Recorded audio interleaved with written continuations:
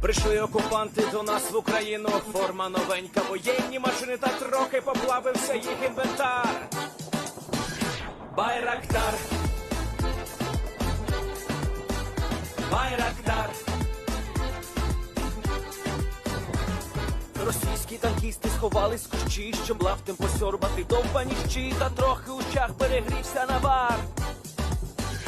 Байрактар, Байрактар. Приперли зі сходу до нас барани для восстановлення великої страны. Найкращий пастух баранячих отар. Байрактар, Байрактар. Їх доводи всяке озброєння різне, потужні ракети, машини залізні, у нас на всі доводи є коментар. Байрактар, Байрактар. Вони захопити хотіли нас зразу, а ми зачаїли на орків образу з російських бандитів, робить примар. Байрактар, Байрактар. Російська поліція справи заводить, там вбивцю рашистів ніяк не знаходить, хто винен, що в нашому полі глухар. Байрактар, Байрактар. Веде пропаганду кремлівський урод, слова пропаганди ковтає народ, тепер нове слово знає цар. Байрактар. Байрактар. Байрактар. Байрактар. Байрактар.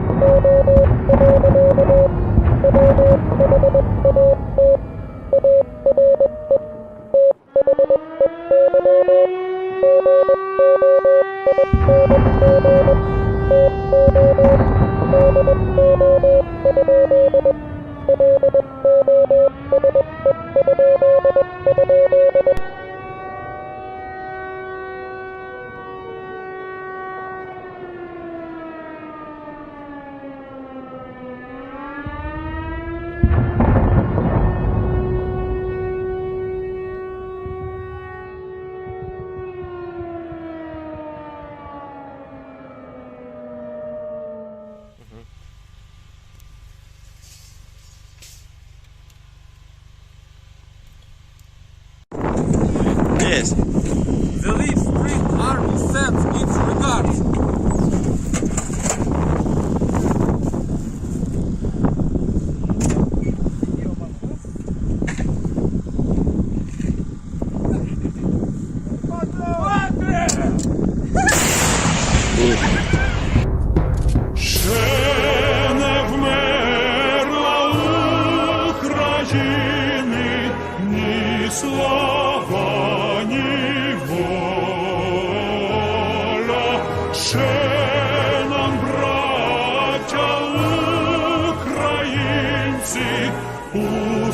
Усміхнеться доля, згинуть наші вороженьки, як роса на сонці,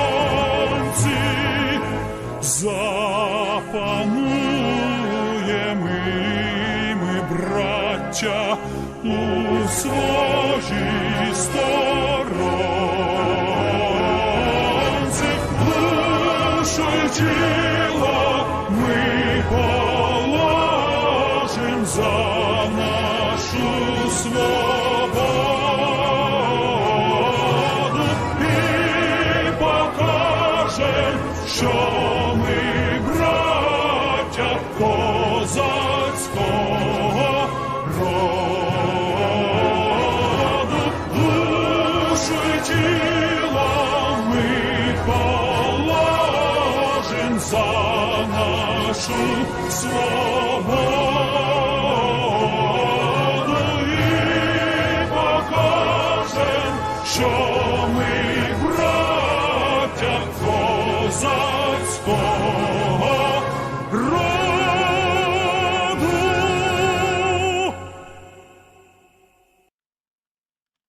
Hello, everyone. I'm the Enforcer. I'm accompanied by Enforcer Matt. And good evening, everyone. It's Enforcer Matt, and welcome back to day 245 of the news. And of course, we're going to be reporting on the past 48 hours of the war in Ukraine, and there has been impressive news across the board. Yesterday, the Ukrainians liberated several villages leading up to the gates of Svatove, and just today, they repulsed another Russian attack and are now making the Russians run for the LPR's frontier. It is going to be an impressive day of news, and of course, before we begin, we have to recap what happened on Sunday as the Late Spring Army managed to raise $13,000 in support of Doctors Without Borders. An impressive feat, considering that this is the 31st fundraiser that this channel has ever run, and we've been able to raise $573,000 in support of Ukraine over all of them. And so, with that in mind, I have to thank each and every one of y'all once again for y'all's kindness and generosity to the Ukrainians. They deserve that help as much as any other countries, especially considering that they will be foiling Russia's ambitions to create the Russian Empire, which would of course drag the Western world into the war eventually. And so I thank every single one of y'all once again for being as kind and as incredibly generous as y'all have been to Ukraine, and through those fundraisers, hopefully we're able to get them the support they need. Of course, we could always give more, and if you would like to do that, please make sure to share this channel with your friends and have them come on just for the Sunday night fundraisers. The rest of the news, if they're not really into that, that's fine. But the Sunday night fundraisers, let's get those things to the top. Let's see if we can get one fundraiser up to $100,000 in the future. That would be really cool to me. And actually, I haven't told Matthew this yet, but we are going to be trying to do everything in our power to get a $100,000 fundraiser just for a single night. I think that Really? Yes, that's going to be the biggest accomplishment the Late Spring Army will have ever done, and hopefully y'all back me up with this, because we are going to be going on an aggressive social media campaign, news campaign, and everywhere we can go to try and get the news out about our fundraisers and see if we can get a $100,000 fundraiser. I think that would be the coolest Get thing. it done. I think it's possible. I think it's possible. Let us know. If you think it's possible, say LSA in the chat and let us see if y'all think we can do that. Because I think with the combined power of everyone in the Late Spring Army, we can do it. And so that it's time to move into Ukraine, and specifically to the northeastern area first, to cover a little bit of the news that we have. Now, unfortunately, while this news was clarified by the Ukrainian Ministry of Defense, we were not able to get any video evidence of the 4 villages being liberated outside of Svatove. And so, on top of that, our front line was already right on the outskirts of Svatove, and so there are no front line changes here, but the Ukrainians did liberate 4 brand new villages in this area, a massive swath of ground to take over the course of this small 14 to 18 hour offensive that occurred in this area. And once again, it shows that the Russian lines here are not really strong at all. They're faltering fairly heavily, and of course, due to the poor supply situation further behind the lines, there is absolutely no way that the Russians could recover in the northeast. However, further down the line and in the area of Cherno-Popivka and also Kreminna, we did see some Russian Su-25s in action from their cockpit footage. And I don't know about you, Matthew, but this kind of reminds me of the last time we saw a Russian Su-25 on stream. And I remember that one didn't end well. But with that, here's the video. We can see the Su-25 firing off its unguided rockets and turning away. And of course, I don't know why, Matthew, but have you seen that every single time they show these stupid videos that they always have to show the rocket pods being loaded? Oh yeah, that makes them look tough. They always think that just makes it look cool. And then and we see them taking off here in close formation. I remember the last time they did that on Matthew, don't you? I think so. Remember when one clipped the other one's wing and it went flying into the ground and just slammed, you know, headlong into the ground, pilot got killed and everything? Oh, yes. Yeah, Yes, I do. This video is bringing back a lot of good memories. We can now see them flying over Ukraine, I'm supposing, or some kind of reservoir somewhere. We now say, wow, I bet you the entire Russian military budget that's left went into this panoramic camera shot right here. That had to have been expensive. Oh, man. We now see them flying almost on top of the ground. Now they're tilting up to fire off their rockets. Now taking a hard right bank and most likely popping off their flares. And they got 5 camera angles of this single instance. It's almost like it was set up for propaganda. It is almost like this entire job of the Su-25 was Raleigh for propaganda, just like Matthew said. We can now see them landing again.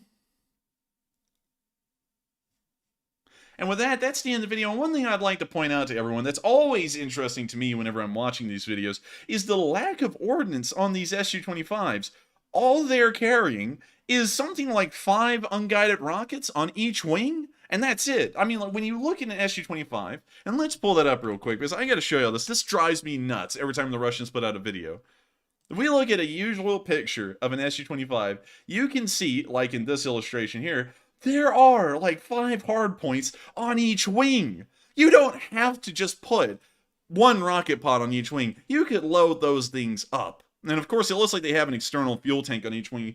But that doesn't even, like, you're in Ukraine. You're not flying to the United States. Why do you need the fuel?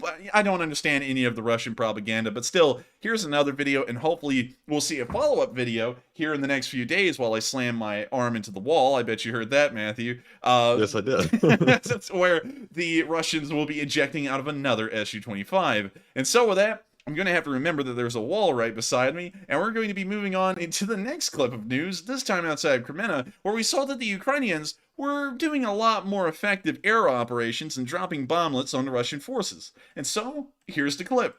Опа, убегают, убегают. Да. You can see them taking a look at the Russians down there on the side of the street. Сейчас. Та це неправильно показано. Да.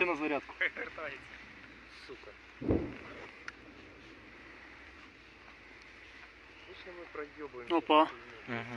We see the drone appearing to travel down the tree line.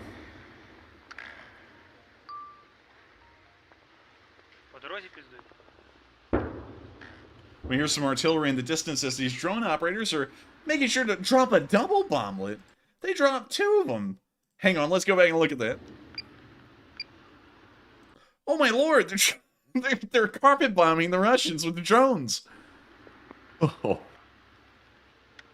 And both of them hit. I mean, you hear them to say that it hit them.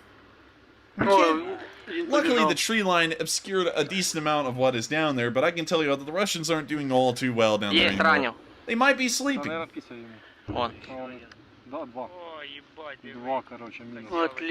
You know, you see one of them, and it appears that he might be more or less not okay.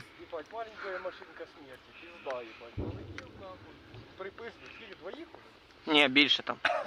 Я їбу! Все, пацани, вертайте коптер, пожалуйста.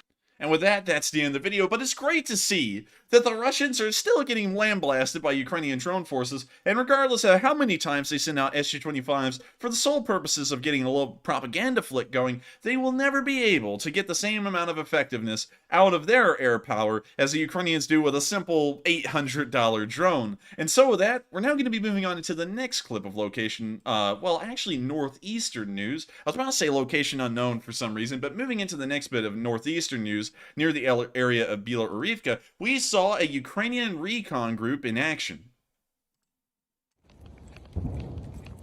We can see them walking down the forest and also observing some leftover clothes. Let me check this video real quick just to make sure.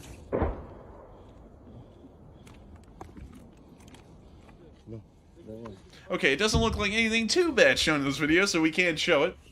We now see this Ukrainian grabbing an RPG. The other one in front of him also has an RPG. And it seems like they've now come up with a plan of how they're going to advance. Also, a very important note, remember, I've said this many times on stream, but this is still very important. It is Rasputitsa season, and vehicles are no longer going to be able to move as efficiently as they have been off-road or off of paved roads, and that also will go down to the infantry as well. This kind of slush can eat up boots. I don't know if y'all have ever been in any kind of mud, and I'm sure a lot of y'all have. You will know that your shoes just get sucked clean off your feet in this kind of mud. And I'm sure that a lot of soldiers will have to deal with that as well. And that's something I have not said on stream before, but coming to think of that, that will most likely slow down the infantry as well. And so all movements by both the armored units and the infantry will be slowed down, although the infantry will be much less affected than an armored unit.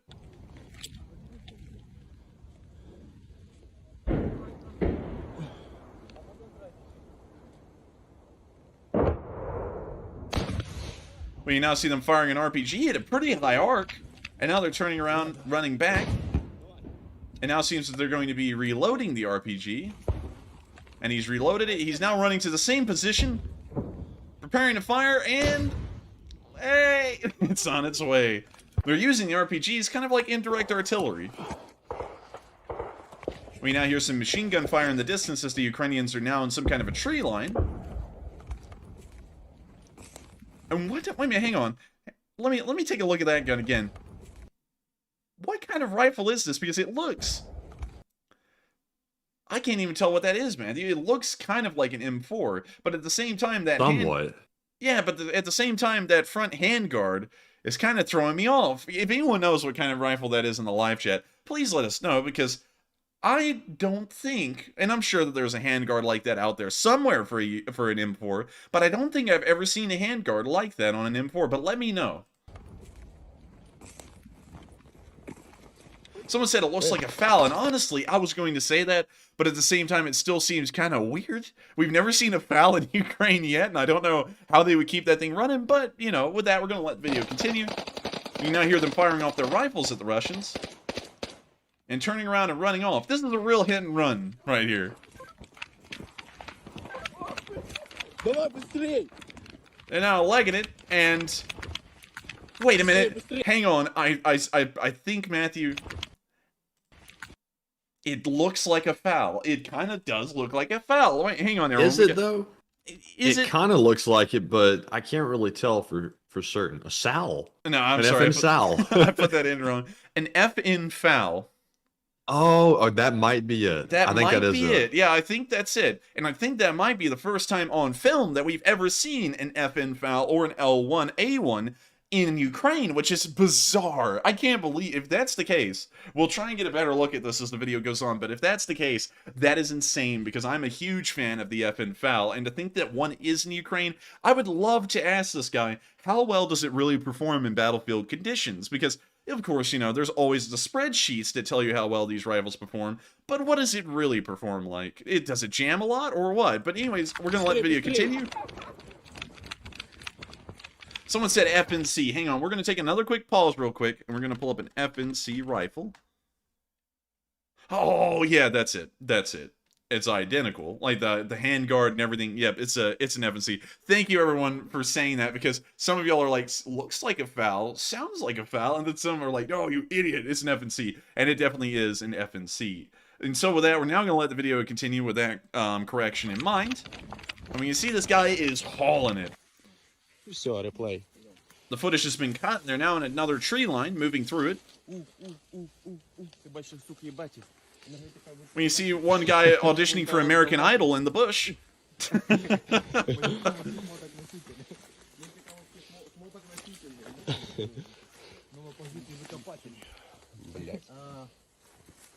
We now see them crossing a little wooden bridge. Who made this? Like in the middle of the war, someone's like, you know what we need? A small wooden bridge. And they just build one. Like who? I wonder who did that, the Russians or the Ukrainians? Wait a minute, there's a trash heap there. It was the Russians. The Russians built the stupid wooden bridge. That gave it away. Yeah, it's a Russian outpost.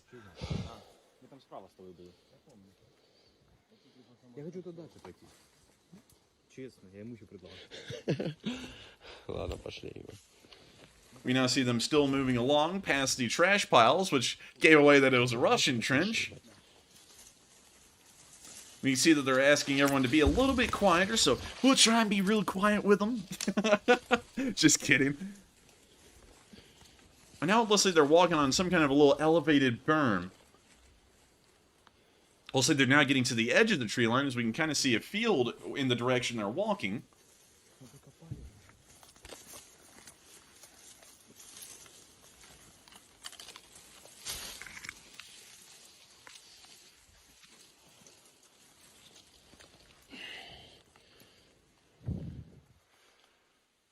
Wow. Okay, hang on, Matthew. Hang on. I know we were talking about that foul-looking rifle that turned out to be an FNC, but oh my God, this man's got the whole kit.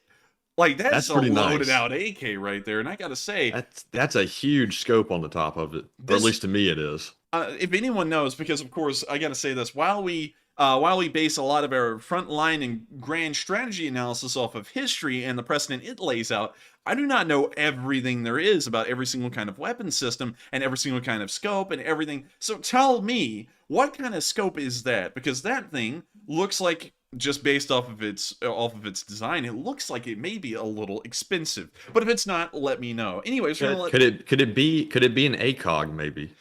I don't know, because you see, the thing is, man, and I have to be honest with everyone, every time I go to the range and shoot rifles, I shoot everything iron sight, so I don't really care about scopes because I've never used them before or ever looked into them much, and so I don't know a lot about them. It could be an ACOG, it could be a reflex, it could have ×4 magnification, I'm not really sure, but let us know in the live chat what that scope is, because it is a very nice looking one, and also it's got a suppressor.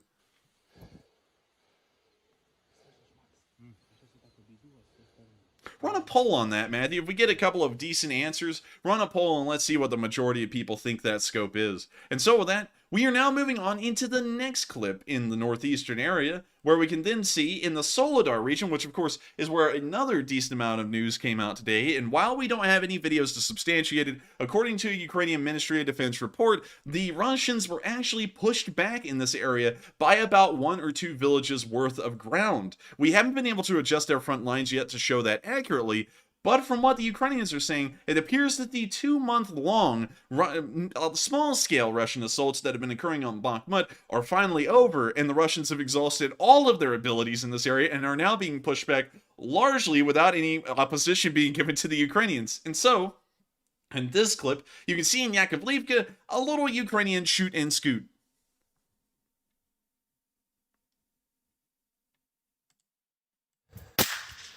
We see the Ukrainians in the tree line taking a couple of pot shots. Легли, сука, легли, блядь. Вижу. Добивай его нахуй. Давай. Уходим, блядь. Уходим, борода, быстро уходим. And now they are on their way after pissing off the Russians. And they are out of there. They're moving quickly. Which is a great thing to do, because of course if they stay there for too long, artillery could be called in and start getting around them. Борода, быстрее, уходим. Вперед, прикрываю. Нормально, уходим. That they are now on their way down the street. And that's the end of that clip. But I like to think, you know, and it's just kind of in a simple way, that these were like 2 Ukrainian guys. They're just like, hey, you know what would mess with the Russians the most? What? If we went to a tree line and we fired like 3 or 4 rounds at them, and then they're like, yeah, that wouldn't really mess with them. And so that's what they did, and then they just ran off afterwards. A real run and gun, a real shoot and scoot, a real drive-by, although they were in a car. And I gotta say, it's impressive to see that the Ukrainians take the initiative like this in such small numbers, just a 2-man crew, to fire at the Russians, probably throw them off, and then just start legging it out of there. And so that's the end of the video, and it's great to see that the Ukrainians are thinking with their heads, unlike the Russians, which we see don't really think with much of anything. Moving on into the next clip near Popasna, we saw some Russians getting shelled in this area as well today. Can't play the audio because it's got copyrighted music, but when you see some Russians moving around this white building, and actually a lot of them, we can also see what appears to be small supply caches scattered all around the buildings. And now we can see the artillery coming in, and it's quite effective. Looks like one hit an ammunition depot. I actually may have not have because we don't see an ongoing fire. But another round slams directly into one of the buildings, causing a fire and most likely knocking out most of the Russians in that area. Now we just got ourselves a little bit of an epileptic fit at the end of that video. I don't know why. But with that, that's the end of the clip. And it's great to see, again, that the Russians are just getting hammered. There's really no way that they get... I mean, it's really funny when you think about it that every single time we see the Russians...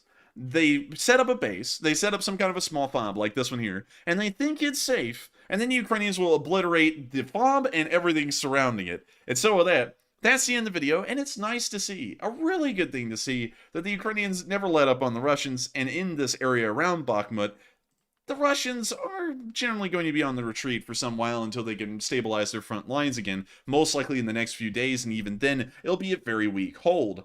And so... now that we've covered all of the northeastern news, we're not going to rush our way down towards... Actually, real quick, we will rush our way into this, though. We will rush our way into day 244's news, which also occurred about Monday. The news we've been covering so far has occurred today on Tuesday. This news is from Monday, but here we can see that on Monday, near Solidar, a Russian tank was destroyed on film. When you see the Russian tank right there, and it appears to be a T-72B3, although I'm not exactly certain. But we can see that it's hiding out there quite nicely.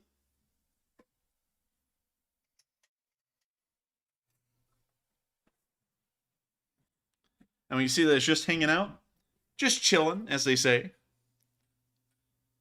And now when you see the artillery coming in, and the tankers are probably panicking at this point, as once that shot lands, the second shot usually never misses.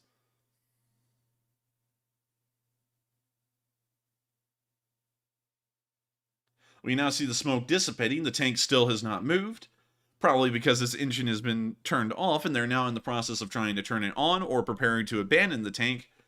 But the second shot, as they say, almost never misses. We can see that the tank's engine has finally turned on and is now emitting a smoke screen, or it's caught on fire, one or the other. We can now see the second shell just barely miss. It was just a few feet in front of the tank. The smoke now billowing over the tank as the crew has most likely turned their multicolor camouflage into a unicolor brown. We call that Russian brown in these parts, or Rasputitsa. I can't tell if the tank is still there or not. But He's dead, Jim. He's dead, Jim. And we're about to be copyrighted for that. And also we can see what appears to be the husk of another Russian tank that was further down the tree line. We can see this Russian tank running away, still emitting a smoke screen, or it's a terrible filter on that engine, one or the other. And it's moving, it's traveling. Smoke screen still being emitted. And when that's the end of the video, we almost saw it get destroyed. The shell landed just a few feet away, and while usually that's enough to get a crew to abandon the tank, it appears that this one was so scared they decided to just stick with it and get out of there. And so it appears that this tank just made it out there by the skin of its teeth, but still, it didn't change the fact that that tank survived. It didn't change that the Ukrainians would still push the Russians back the next day. Moving on into the next clip of news, we can also see some Russians getting hit in the Bakhmut Solidar area here in this clip. And so here's the video.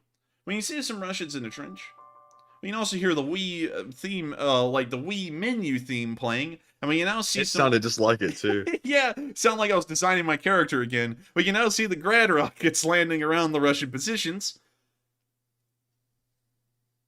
And we can see some smoke, it appears, coming out of one of the Russian trenches. Now a lot of trenches are having smoke coming out of them. It looks like pretty direct hits by some kind of artillery. I'm not sure if it's a Grad, because a Grad being that accurate is highly unlikely.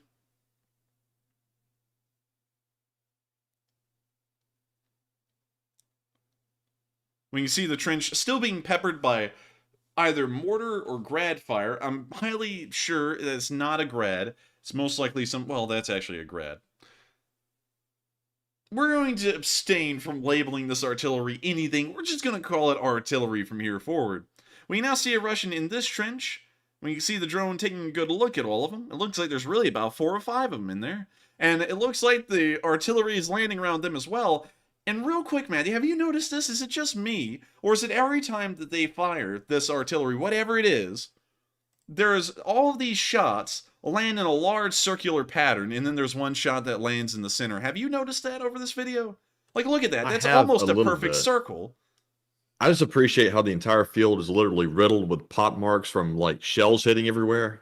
And I gotta, yeah, I have to agree with you. The Ukrainians have never given the Russians a break, it seems, or the Russians never gave the Ukrainians a break in this area, because we know that the Ukrainian artillery, while still impressive and all-powerful, is outnumbered significantly by Russian-towed artillery pieces and MLRSs. So either it was the Russians or the Ukrainians, but it shows you the extent of the fighting that's been going on all throughout Ukraine and what they've been dealing with. But still, someone said a cluster bomb. Someone said guided missiles. Guided missiles. Let's go back and look. Unguided rockets. So this, okay, so with that in mind, with that caption being said, this is what it looks like for a unguided rocket launcher on an Mi-8, Mi-17, Mi-24, any helicopter you'd want to label. This is what it looks like when it lands, and it's very weird to see that it's almost always a perfect circle. That is really bizarre.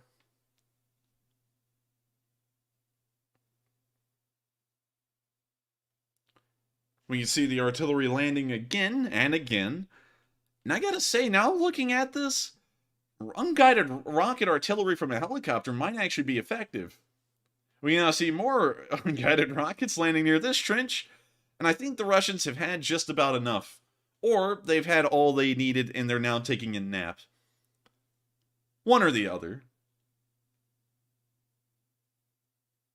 And so with that, that's the end of the video, and it's really nice to see that the Russians are really getting it from Ukrainian rocket artillery from helicopters. We usually never see the impacts of those unguided rockets, both from the Russians and the Ukrainians. We see them fired, but we don't know what they're doing and how effective they are. And based off of this video, we can get a fairly good idea that it is quite effective. In fact, I would say that it is a usable strategy as long as they are decently aimed. One does have to remember, though, that it is incredibly difficult to aim unguided rockets, especially at such a distance. You're tilting it up with an approximate range and you're hoping it hits somewhere in the area, but based off of what the Ukrainians are doing here, the helicopter pilots, along with the artillerists, have gotten the accuracy side of things down fairly well. With that, we're now going to be moving on out of that and into our last bit of news in the Bakhmut Solidar area, where we saw that a Russian BMP got destroyed by running over an anti-tank mine. And so here's the video. We hear some kind of music playing in the background, which we cannot play. And we now see this BMP driving down this road, Rasputitsa all around, and now it's not driving down the road, and it's become one with the Rasputitsa. The tank has now come to a stop, while the BMP has now come to a stop, and smoke is just pouring off of it, and now it's on fire. Another loss for the Russians. Around, I believe a BMP is around $450,000 to $500,000 a pop. So another $500,000 lost in a single BMP. Although I'm sure that a BMP these days is not really $500,000, probably more like 79, 80,000 because of how old and how, I guess you could say, outdated the BMP ones are. But with that, we're now going to be moving on into the next bit of news, which actually is not going to be in the northeastern area. We're going to be moving all the way up into Russia to listen to our favorite propagandist. It looks like they finally got over the reel and the shock of realizing that the Russians are losing this war, and they're now starting to go on the scorched earth kind of policy. Burn everything down that you can. And so let's see what this famous Russian propagandist has said, really more like an infamous Russian propagandist has said. And so with that, here's the video, and I hope y'all enjoy this. And let's see, I think that y'all actually be able to read that off. So with that, I'm going to unmute him and let you hear this lunatic's voice in the flesh. Here's the video. Тем, что по Белгороду? Да не ушли бы из-под Харькова, не было бы проблем в Белгороде. Проблемы сейчас переживаем, что наши села обстреливают. Взяли бы Харьков. Ясно, что там основной центр логистики, центр обеспечения. Снести нахрен с лица земли, если надо. Предупредить мирных. Сказать, 24 часа, 48 часов. Начнем поквартально уничтожать. И дальше работаю еще теми ракетами, не ядерными, которых нет. То же самое. Угроза Херсона. Wait, man, did you see that? What the hell? What did he say? And then with missiles, he's talking about wiping Kharkiv off the face of the earth. He says, then with missiles, not nuclear ones, which we don't have. Is this guy an idiot or something? Like, the Russians have the most nuclear weapons in the world. Or does he know something that we don't? That their missiles are actually not functioning? That would actually be a pretty good question, Matthew. And I think we'll have to throw that one up as a poll here in a minute, because that's actually a great question to ask. Is it such a truth in Russia that their military is so underfunded that they know that there is no operational nuclear missiles at all within the Russian Federation? Or is this guy just talking out of his rear end? Because this is just insane. If he's saying that they technically never had nuclear missiles to fire, that is the craziest thing I've ever heard. The Cold War would have never happened if that was the case. And so with that, we're going to let video continue. То же самое. Угроза Херсону? А откуда угроза Херсону идет? Какие ближайшие крупные города? Откуда постоянно выдвигается? Николаев? Так уничтожить Николаев. Просто и ясно. Опять-таки, чтобы не было потерь среди мирного населения. Официально объявить. I like that. Let's just wipe a city off the map, but let's make sure no civilians die. You know, those two ideas go together, don't they, Matthew? I mean, it ought to be reasonable to ask that you can wipe out a whole entire city, just level the thing, like a nuclear bomb went off, but everyone would be fine. Everyone would live. Oh, exactly. Exactly. I mean, this guy, guys, listen, Putin has got Sergei Shoigu in charge of the Ministry of Defense, and he's obviously the wrong pick for the job. This man is founded in reality. We ought to put him in charge of the Russian armed forces, because he will level a town and somehow not kill a single soul inside that town. That is the most impressive thing. In fact, I think he ought to get a job as some kind of magician or something, because if you can do that, you gotta have some kind of magic behind you or something similar. That's just stupidity on a mainstream scale in Russia, and it's unbelievable to think that this is one of the most popular Russian shows there is, and this is the propagandist buffoon that is just sitting there saying this crap. And also, just in case you don't remember, and it didn't happen long ago, we showed it on stream I think a week or two ago, this guy back in 2009 was talking about, we should become friends with Ukraine. We should always be friends with Ukraine. We would never hurt them. We should grow together. And now he's sitting here talking about leveling Ukrainian cities. And honestly, I don't have any respect for this guy, one, because of his stupid points of view, and also because it shows whoever's in charge and paying his paycheck, he will say whatever they want him to say. Does he even believe any of this? Who knows? This may have just been a letter that he got from the Ministry of Defense saying, say this and we'll pay you. And he went, okay, we don't really know. So with that, we're going to let the video round out. 24 часа, 48 часов. И поквартально объявить, что будет так. And I like how he says 24 to 48 hours. Like, that's a reasonable time scale to evacuate a whole city. You know, like... Ridiculous. Yeah, this guy is obviously an idiot. And also, it's insane to see that the Russians would allow someone on state TV that pretty much says, let's level cities, and then tells you how poorly they're losing a war, that they would allow someone on state TV to say, let's just start leveling cities block by block, just level the entire thing where it ceases to exist. If that is not a loser strategy, I don't know what is. If they were winning, why in the world destroy the towns you're about to take over? That's a good point to consider. I don't know. I mean, you know, I don't know much, but I can tell you one thing. If I know anything, I know that this guy is just stupid. And so with that, we're now going to be moving out of Russia. We can only have this in small doses, because I believe that Russian stupidity may be slightly contagious, or it could be venereal. I'm not really sure. However, I do know that it has negative effects on people's health, and so we will try and abstain from showing a lot of this stuff as much as we can, but I have to show it in small amounts, so that way we can try and tolerate it at least a little and get a good laugh out of it. With that, we're now going to be moving on into our location unknowns, but before we do, we've actually had some very interesting polls put up. And so with that, what are our polls, Matthew? All right, so for the first question segment tonight, we actually have 3, which is one more than usual. So the first one says, do you think a $100,000 fundraiser for Ukrainian charities is possible on the stream? Like the enforcer mentioned earlier, it looks like 44% said yes, the LSA can do it, 32% said maybe, and 24% said no, the goal is too high. Now, on this one, I have to say 100,000 is pretty ambitious, and this is the first time I've heard of it, so I'm reacting just like y'all are. But I would have to tend to say that I've doubted the goals we've had in the past, specifically the 50,000 that we've done in the past, and I was wrong, very wrong. We outdid it. So I'm not going to do that and make that mistake again. I'm going to say it's possible. So I definitely have hope on it. But Enforcer, what say you?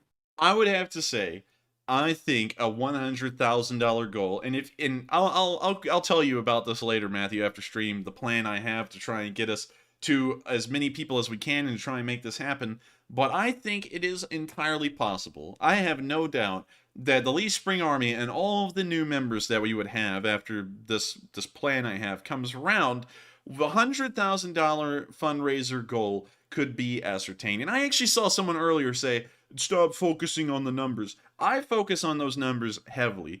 Each extra dollar can help out an undefined amount of Ukrainians, regardless of the fundraiser. If it's Revive Soldiers of Ukraine, an extra dollar could help out a guy who got shot in the head and somehow, by the grace of God, survived. That could help him to recover. An extra dollar to Doctors Without Borders could help with a surgery where someone got shot in the arm. An extra dollar to Razom for Ukraine could help out a veteran after this war to go to college and get a well-paying job, or to go to a trade school and do the same thing. An extra dollar means a lot, especially to these fundraisers and especially to the ones they're going. And if I can, God forbid I can't, if I can get $100,000 on a single fundraiser, I will be happy. I will have known that we have maxed out the amount of help that we can give in a single several-hour segment on stream, and I would be able to sit there and go, the Lee Spring Army is an unstoppable machine. And of course, it's not just about what I think is great to do, it's about what we all know is great to do. We always talk about we should give more support to Ukraine, both militarily, economically, and to assist the nonprofits that are over there. And if there is anyone that ought to do it, it ought to be all of us who are always saying that we should help out as much as we can. That's why I'm going to work as hard as I can over the next few weeks to get us geared up for the largest fundraiser we've ever had. And I'm going to, and hopefully everything falls into place, because if not, I don't know what we'll do, but hopefully everything will fall into place, so that way we can have the largest fundraiser ever. We can raise $100,000. We'll have to pick out the fundraiser well in advance. We'll do everything that we can to make it succeed. And if it doesn't, it doesn't. But even if it doesn't succeed, if we only got $67,000, think of that. Only $67,000. How many Ukrainians could that help out? Probably a lot. A load of them. And that's what I'm saying. I mean, like, even if it is $100,000, it is a little ambitious. But even if it got above $50,000, $60,000, that's still a whole load of help that could go to Ukraine. And I feel like that would just be the beginning of just getting this thing even on up there, on higher, where we keep on raising so much support for Ukraine that the Lee Spring Army would be known as pretty much a force of good in itself for Ukraine. We are already known like that across the internet. If you go anywhere and say LSA, either someone's going to say, what is the LSA? And then someone will tell them what it is, or they already know. And that's to the massive testament of all of y'all and how much y'all have helped out. And while this gets thrown around a lot and everyone's called a hero these days, everyone who's been supporting these fundraisers so far is truly a hero. And while we don't get to see what kind of effect this really has for the people in Ukraine, you cannot say that it has no effect. Raising $13,000 for Doctors Without Borders just this weekend could buy loads of medical equipment alone. And so with that, I hope that addresses that fairly well. And also Enforcer, another idea is we could promote it on Reddit. We could also do maybe a streamathon, like maybe longer than usual, like maybe 6 or 7 hours. And also we could send some emails to companies as well and let them know if they want to get involved when we're going to be doing it. And we could, and that's some of the things I have been thinking about, and I've been trying to see maybe if we could reach out to some very important people, but we will see. And I think that hopefully we could make it all work. And hopefully y'all are all behind me on this one. So if you are, say LSA. And with that, I hope we address that poll fairly well, because I have full faith and confidence in the Lee Spring Army. And also to address Gene Bradburn's question, LSA stands for the Lee Spring Army, which is what the community on this channel is called. And if anyone could tell the story real quick, I would love that. And with that, we are on to the next poll. All right. And the next poll said, what kind of optic do you think the rifle had in the video that we were talking about earlier? It looks like 35% said thermal, 27% said ACOG, and 14% said red dot, while 24% said none of the above. So the most popular option is thermal. Now, I will say, I'm not really sure if it could be a thermal. I think those are a little bit larger than what we saw in that video, but it's possible. If I had to take a guess, I would probably say ACOG or red dot. But that's just a sort of a wild guess. But Enforcer, what say you? I would have to be honest. I would have to declare ignorance on that one. I'm not entirely sure, but if I had to go with one, I don't think it's night vision. Usually night vision scopes have these large tumor-shaped apparati on the sides that help them to have a night vision capability. Didn't see that, so I would have to say it's most likely a red dot or an ACOG. And so with that, I hope we addressed that comment, well, that poll fairly well, and we are on to the next one. All right. And the final poll of the first segment says, do you think the Russian talking troll just admitted that Russia's nukes don't work? Looks like 50% said no, this guy knows nothing. 22% said maybe. And 28% said yes, he outed himself. Now, in this one, I would have to say it would be a little bit of a stretch to say for certain that he outed himself. We don't know exactly what information this guy has access to. I'm sure that there are his superiors that know information that tell him what to say on the news that probably know, but they might not tell him. So I'd probably fall in the maybe camp. But Enforcer, what say you? I would actually have to agree with a large majority that this guy knows nothing. Because, first off, he shows his level of I guess you could say intelligence. And I don't mean to say that because, of course, my whole premise is that anyone can really be an expert on anything. You don't have to be qualified. You don't have to have gone through 10 years of something to understand something. A lot of things are surface level. But it seems to me that it's a basic principle of war that if you bomb an area where people live, people will get killed. And to sit there and say, we could just start bombing block after block and just not kill anyone, that seems to be the stupidest comment I've ever heard from anyone on Russian state TV yet, which says a lot because they're full of stupid comments. And so I would have to say that that statement that he said, we don't have any nuclear missiles, is full of crap. Because if you look at this number, like Russian nuclear arms, and we look at this whole number, 5,977 nuclear warheads. And he's saying out of all of those, and how many missiles there are within that inventory, none of them work. Statistically, I couldn't even see that. Because if all of them couldn't work, then why haven't loads of them already exploded in accidents inside their silos or started to seep radioactive material, which inspectors would have found out about eventually?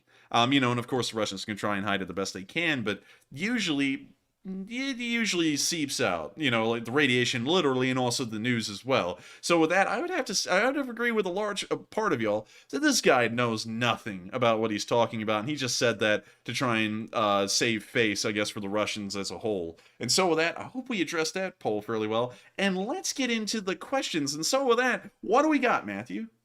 All right. And also, if y'all haven't noticed, the Nightbot is not cooperating tonight with the weather command, and that's screwing me all up because usually I do the weather command several times throughout the stream, and I can't see the weather. So, sadly, we're not going to have that tonight until I figure out what's going wrong with it.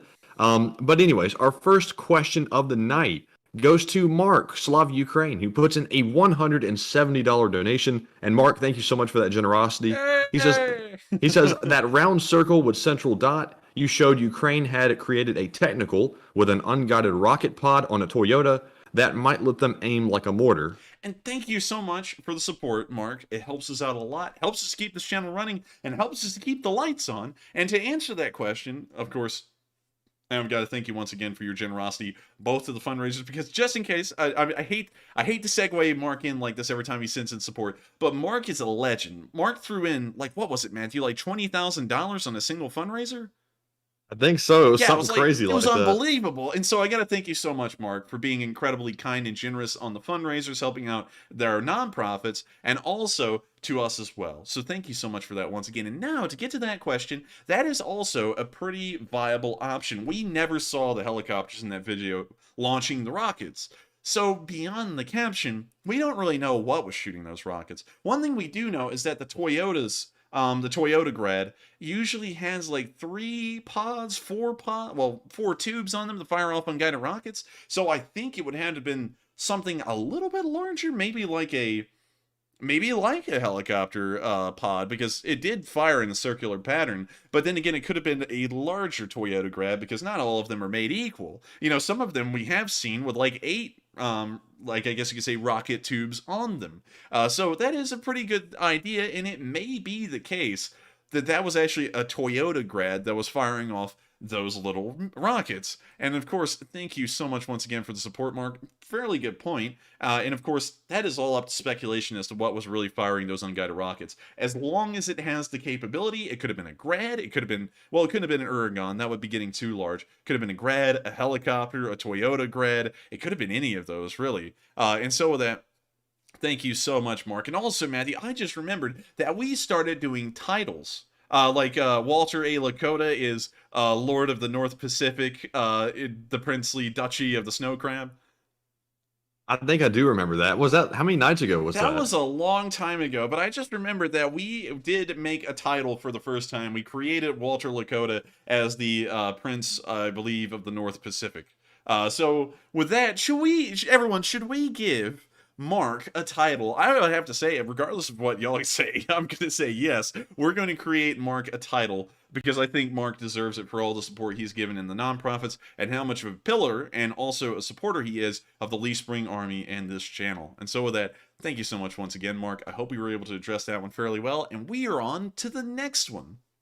All right, and up next, we have a very generous $100 donation from My Left Foot, not to be confused with My Right Foot, who says, please pick a question from the chat, LSA.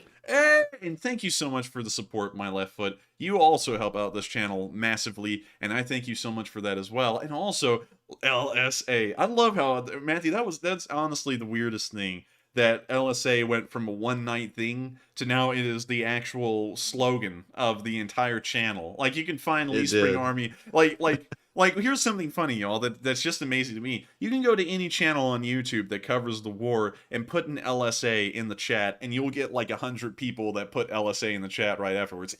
Go and try that out on other channels. It's insane, and it's unbelievable to think that the LSA has become such an enigmatic force on YouTube. But with that, thank you so much once again, My Left Foot, and we're going to answer a live chat sponsored by you. And so with that, what do we got, Matthew? All right, and the live chat question, which is sponsored by My Left Foot, goes to DSMMA, who says, nuke. Probably the real question is what percentage of the nuclear missiles are operational? Some, but not all. The rocket more than warhead is point of failure. And honestly, real quick before the enforcer weighs in on that, there's really no way to know which ones are operational and not.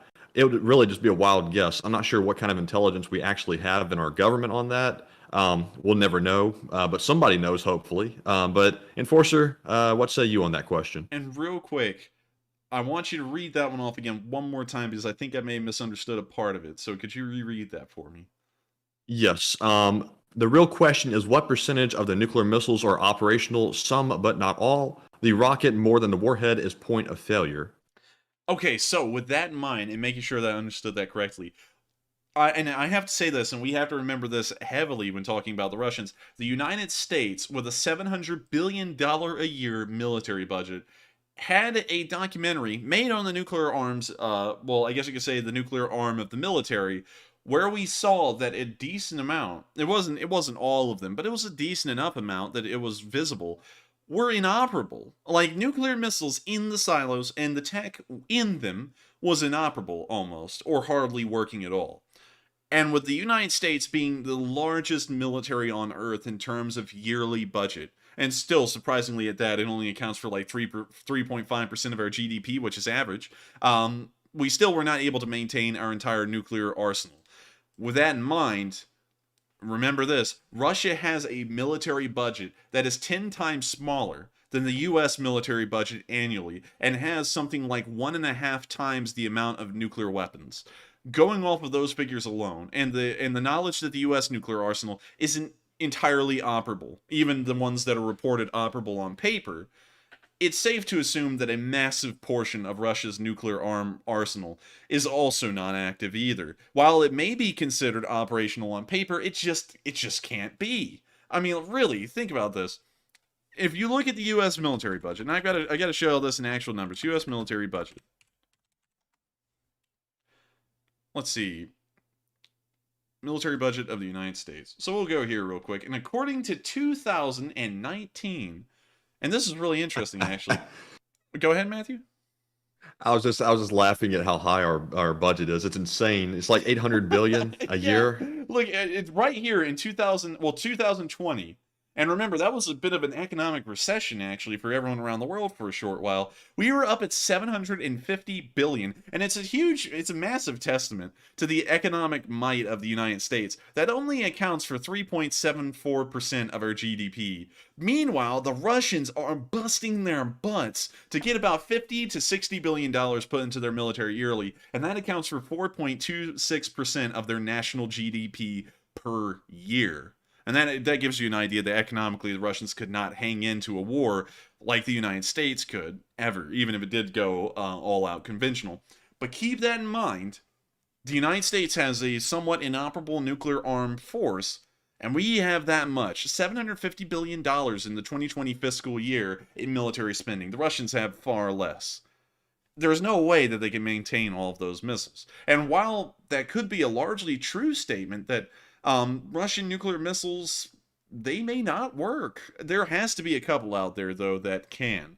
Because the Russians know, if anything, that their conventional military cannot be counted on to carry through on anything. And while that was not really known by the large majority of the Western world before the war, if you read any kind of books on the Russian Federation after 1990 and the restructuring their military, it became obvious that they are living in the corpse of the Soviet Union, and all of their equipment, their technology is just a carryover from what the Soviets were doing when they collapsed. So with that in mind, I would have to be honest, a large amount of them probably aren't operational, but enough of them are that it could pose a problem. And also the Russians realize that how important nuclear arms are to their national security, and so I'm sure that they do set aside enough funds to maintain probably several dozen or several hundred of them. But still, it's not as massive an amount as they have on paper. And so with that, I hope we addressed that live chat fairly well. And thank you so much once again, My Left Foot, for sponsoring it. You helped this channel out loads with your support. And I hope that live chatter enjoyed their question being answered as well. And so with that, we are on to the last question of this segment, and then we're going to be moving on into some pretty interesting location unknowns. And so with that, what is the last question of this segment, Matthew? All right. And also, folks, please be sure to vote on the poll that's up currently. Even if you aren't from the USA, you can still answer the poll. I'm really curious to see what y'all all have to say about it. It's kind of an interesting poll to me. So up next, and for our final question of this segment, we have a $50 donation from BC Skyman, the legend, who says, my friend Alex from church said there has been 15,000 Ukrainian soldier casualties, which is far lower than the Russians. His brother-in-law jumped and covered his friend, saving him from a rocket explosion. He did survive, but he has had to have 10 surgeries.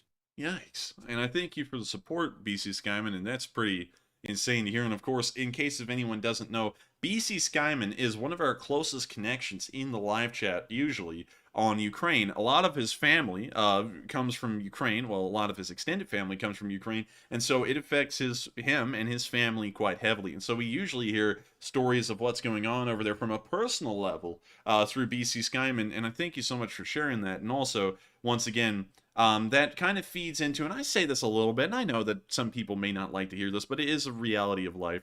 War is costly on both sides. And while the Ukrainians are winning, and I love to see them win, soldiers are being killed on the front lines every day. And you got to think about how heroic they are, like the story of jumping in front and covering his friend, but still taking injuries. That kind of stuff happens on the front line every single day. And the Ukrainians just keep going, and their morale is as high as it ever is. We never see videos of Ukrainian soldiers freaking out. We've seen one or two of them, and those one or two are proof that the Ukrainians do at times lose their composure, which shows that by and large the information we're getting about their morale situation is accurate. Or else, why in the world, because if it was not accurate, we wouldn't see any videos at all of them freaking out here and there. But we've only seen two. And that says a lot about the morale situation. And to think that they go through that kind of stuff each and every day and are willing to lay down their lives at a moment's notice to save their friends show that they are bent and determined and morale driven to keep this war going, to defend their lands and keep their families safe. And I thank you so much for sharing that story, BC Skyman. And also, from what we know, the Ukrainians, according to the estimates, because we never got an official figure now from the Ukrainians as to what the actual casualties have been. We're assuming that they're around 20% of Russian casualties. So right now, with the Russians hovering around 70,000, so let me do the math on that real quick. 70,000 times 20%. So they would have taken around 14 to 15,000 dead based off of that figure, and that is impressive. And of course, it's still not a small number. It's nothing to be just looked over. 15,000 soldiers is a decently high figure, but still, for every one Ukrainian soldier that dies, they're taking out 5 Russians. And that kind of war is a winning war on the numbers side of things, getting past the personal side and getting into the numbers side of things. The Ukrainians will win. They're inflicting such a material and personnel loss on the Russians, they just can't keep that war going on for much longer. And so with that, I thank you so much once again for the support, BC Skyman, and I hope I was able to address that comment fairly well. And of course, everyone give a huge thank you to BC Skyman, both for being here, for supporting the fundraisers, and also supporting this channel. He has a lot of extended family and family of his own that is either connected to Ukraine or in Ukraine, and it affects him heavily. And I'm sure he would love to see a load of support from everyone in the live chat, telling him that things will be okay, because I got to tell y'all, based off of the news from what we're getting, things are going quite well. And so with that, we are now reaching the end of this question segment, and we're now going to be moving into the location unknowns in our next news segment. And of course, thank you to everyone who sent in some support, and also the live chat questions we were able to answer were incredibly good too, and quite in depth. And so with that, we're now moving into our location unknowns, and we only have one on location unknown video from day 244, and that one is the Ukrainians advancing under attack. And it's a very interesting video. And so with that, let's watch it. We see the Ukrainian trucks advancing, and we hear the artillery landing all around them. We can see, dang, that truck was right there, Matthew, and that artillery shell landed right on the side of the road. Gosh! Dang.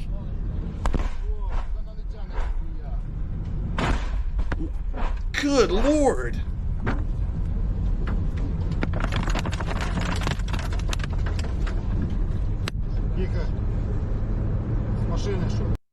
And they made it through. That was like straight out of a movie scene. That was pretty much straight out of a movie.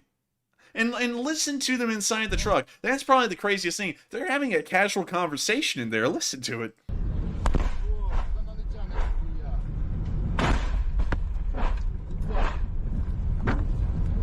Like, they're literally driving through artillery fire, and they're just in there like, yeah, you know, like, my daughter's gonna get married in, like, 2 weeks. Really? Yeah, you know, it's great. We got the cake and everything lined. You know, like, that's how they're talking in there, and there's an artillery barrage happening on the road right there. I gotta tell y'all, the Ukrainians are insane. And also, I think what's probably powering them is the raw flavor of Pepsi, which you can see right there at the bottom. I was about to point that out. Yeah. I didn't even know they had Pepsi in Ukraine. Apparently they do, and apparently everyone loves the good flavor of Pepsi. Now, that is a poll, Matthew. Coca-Cola, Pepsi, or Dr. Pepper. That's divisive, like politics, basically. Now that's divisive, but then again, it is just a soft drink. I don't think people can get that hostile over a soft drink, or I could be wrong. We'll see in a minute. Yeah, I might figure out I'm fairly wrong. But with that, we're moving on into the next clips of Location Unknown News, which happened on day 245. And so the first clip we've seen is that if you've watched this show, I don't know a lot about the show, but there's this one out there called Game of Thrones, I believe, and they have something like an Iron Throne. I guess that's where the name comes from. But we can see that they have found the Orcs' throne on the front line, and a Ukrainian soldier is now sat down on it.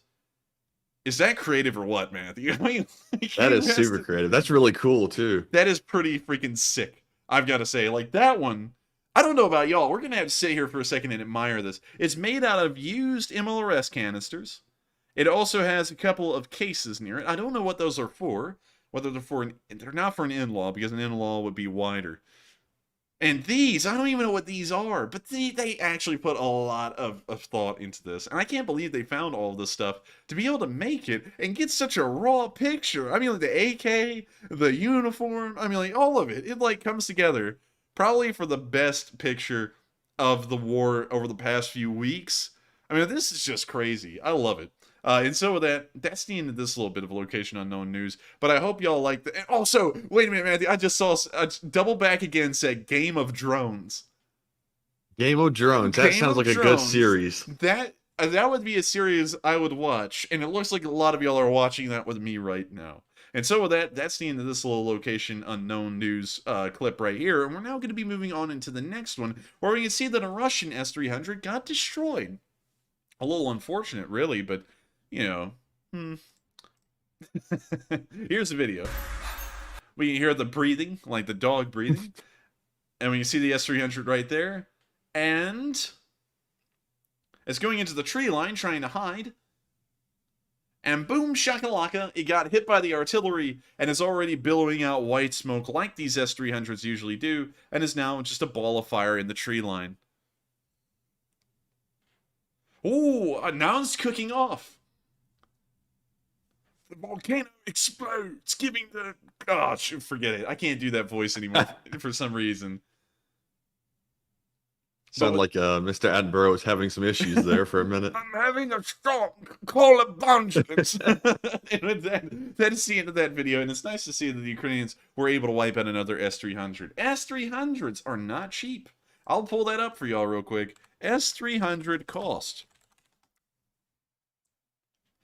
One S-300 missile system is estimated to cost some $115 million. The cost of each missile is over $1 million in US dollars. I gotta tell y'all, I don't know about y'all, but $115 million to lose in a single explosion is a little expensive. I wonder if they had insurance. With that, we're now going to be moving on into the next clip of Location Unknown News, where we can see some Ukrainian soldiers clearing some towns.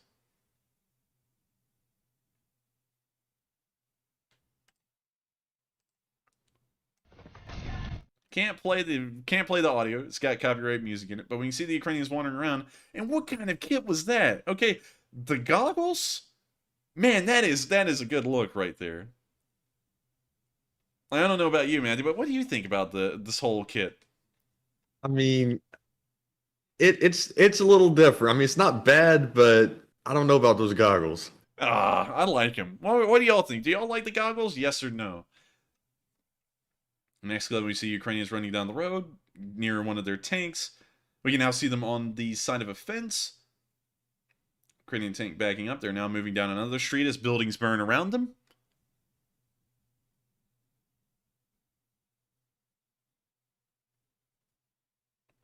We now see a fire breaking out from them. We don't know what's caused the fire, but we now see Ukrainians firing and moving to the other side of the street and advancing forward.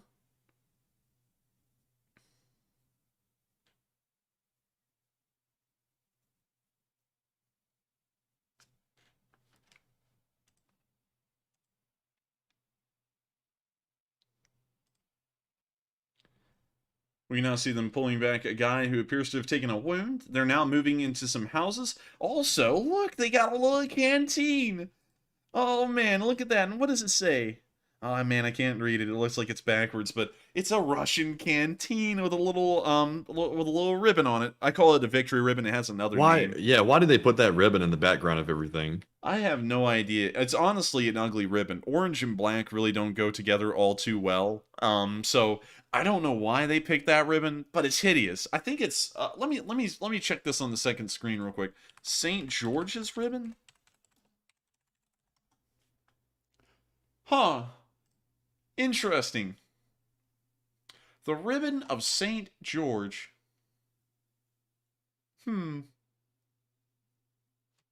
That's kind of weird. Okay, so let me key y'all in on something real quick. I'm correct in saying this is the ribbon of St. George. This ribbon is named after a saint, probably of the Eastern Orthodox Church, which is a religious institution. In case if y'all missed that TED Talk. So what's weird to me is that this is the symbol, and if you go through Soviet history, this is everywhere. Like, this ribbon is everywhere, and the Soviets, as y'all may know, are atheists. Well, they have state-sponsored atheism. Yet, in a bit of irony, they're using a ribbon named after a saint of the Eastern Orthodox Church. I don't know about y'all, but that seems a little goofy to me. That's like saying, I drive electric cars, and then you're caught like driving like a traction engine or something like that, powered on coal. That's like the complete opposite of whatever you're trying to talk about. Like, that doesn't, I don't know about you, man, but that doesn't even make any freaking sense. Like, It doesn't at all. It doesn't. And of course, you can see it everywhere. You can see the Z that they put in St. George's ribbon. You can see one of their new Kreminna's 25s that are never used anywhere because there's only 3 of them. And you can That looks see retarded. Yeah, it looks pretty stupid. Moving on into the next bit. We can see their Topol, which is one of their mobile ICBM carrying trucks. They have like 16 of these things, and it has the ribbon on it. This ribbon is everywhere, and of course you can see the Soviet imagery back there in the background, and you will see a lot of this ribbon with Soviet imagery, which makes no sense. I'm just saying, maybe keep all of the theming and the marketing in the same department, or just not, I guess. So with that, we're now going to be moving on into our next clip after taking a look at that little funky canteen, which looks like it cost 50 cents to make. And with that, that's the end of that video, and we're now going to be moving on into our next clip, where you see the Ukrainians using some of their very immaculate BTR-4s. When you see the BTR-4s here, the Ukrainian soldiers advance down the road, and it's got music. I think that's called the Chad music, but I'm not entirely sure. A lot of Ukrainian soldiers in a tank leading the very front of the convoy.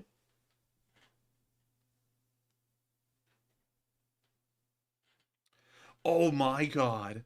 It looks like hell. This muddy pit. Like, that's not even road anymore. That's just a muddy pit of hell. Like this guy is about to step in it and you're just going to hear as his shoes come off. Like, oh. That's horrendous. Look, he's sinking in it. He's almost thick, too. Yeah, that stuff is just nasty. We now see them firing an ATGM. Oh my god, wow, that was a shot. Hit the vehicle. The ATGM went out the other side. We now see another one. This is actually from the top angle, apparently. We now see a BTR-4 putting in some work.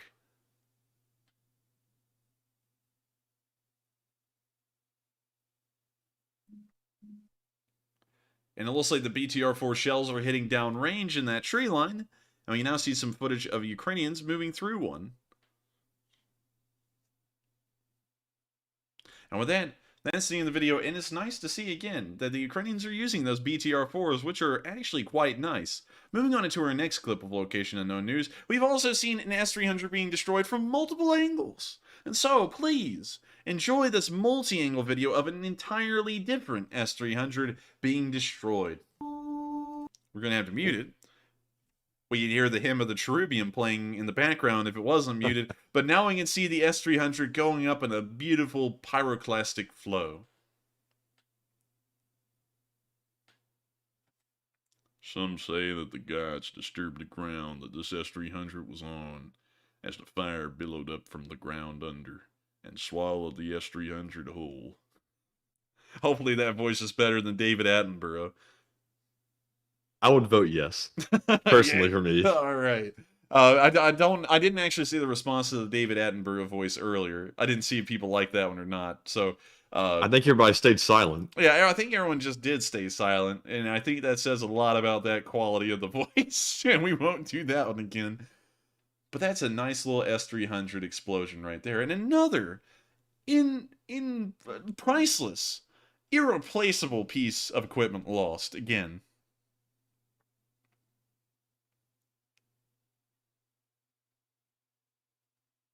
And with that, that's the end of the video, and I gotta say, I love watching S-300s get destroyed. We've seen Pantsers destroyed, we've seen Bukes get destroyed, we've seen Tunguskas get destroyed, but none of them pale in comparison to the absolute cost and the absolute irreplaceability of an S-300 or an S-400. These things, when they're lost, they are lost forever, and they will never be gotten back again. With that, we're now going to be moving on into the next clip of Location Unknown News, where we can see a really talented Ukrainian soldier. I always put down UA to shorten up the writing, kind of make it a little shorthand, but here is a really talented Ukrainian soldier. Оце тривога грьобана. See them going down into the trench. О, в нас майстри є в тривогу. Бачите, And look at this! What in the world? That is some sculpting right there, right in the ground. То малюють. Пісочка. Є ще? Раз, щоб лице не показує. And another one. Що це? О, That one's of Vladimir Putin. теж йоханий, баба. And this one is the face of a Russian soldier when he sees a Stugna flying right at his tank. Це хлопці в окопах малюють. Гляньте. Які в нас таланти є. Більш немає, так? О, ще тут є. Це все Іван, так? Малював. Далі є? Немає? Нема. Красота. I mean, this is some impressive stuff, really. I mean, because I couldn't do anything like it.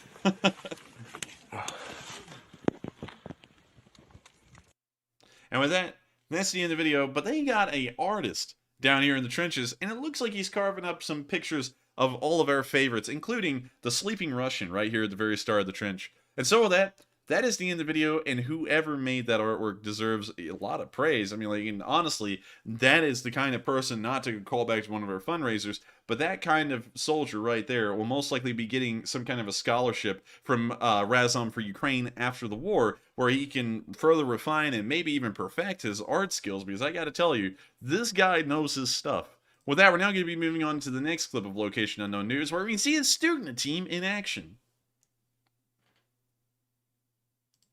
Or more so, the result of their actions. And so, here's the video.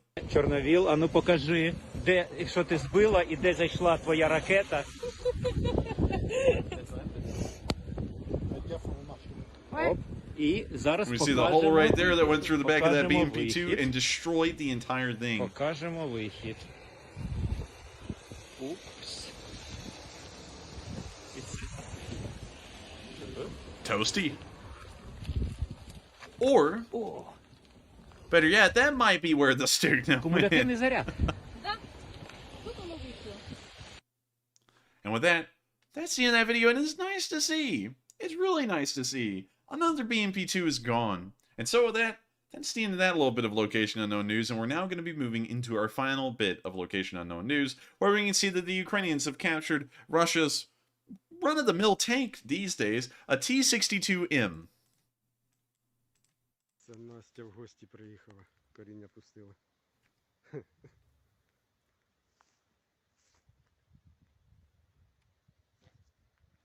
Що там, Олег? Залазь та заводь. We now see the inside of it. Наверно. Це залізли ми в Настю, блін. This Ukrainian soldier is like, well, I always saw them in museums. I never thought I'd see them in real life. Настю з руками з ногами влізли. Хороша Настя. Wow, that thing is just filled with crap at the bottom, like leaves and just spare garbage.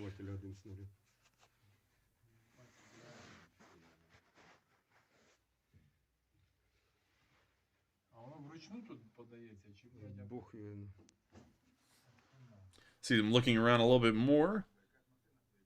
Опа. Opa.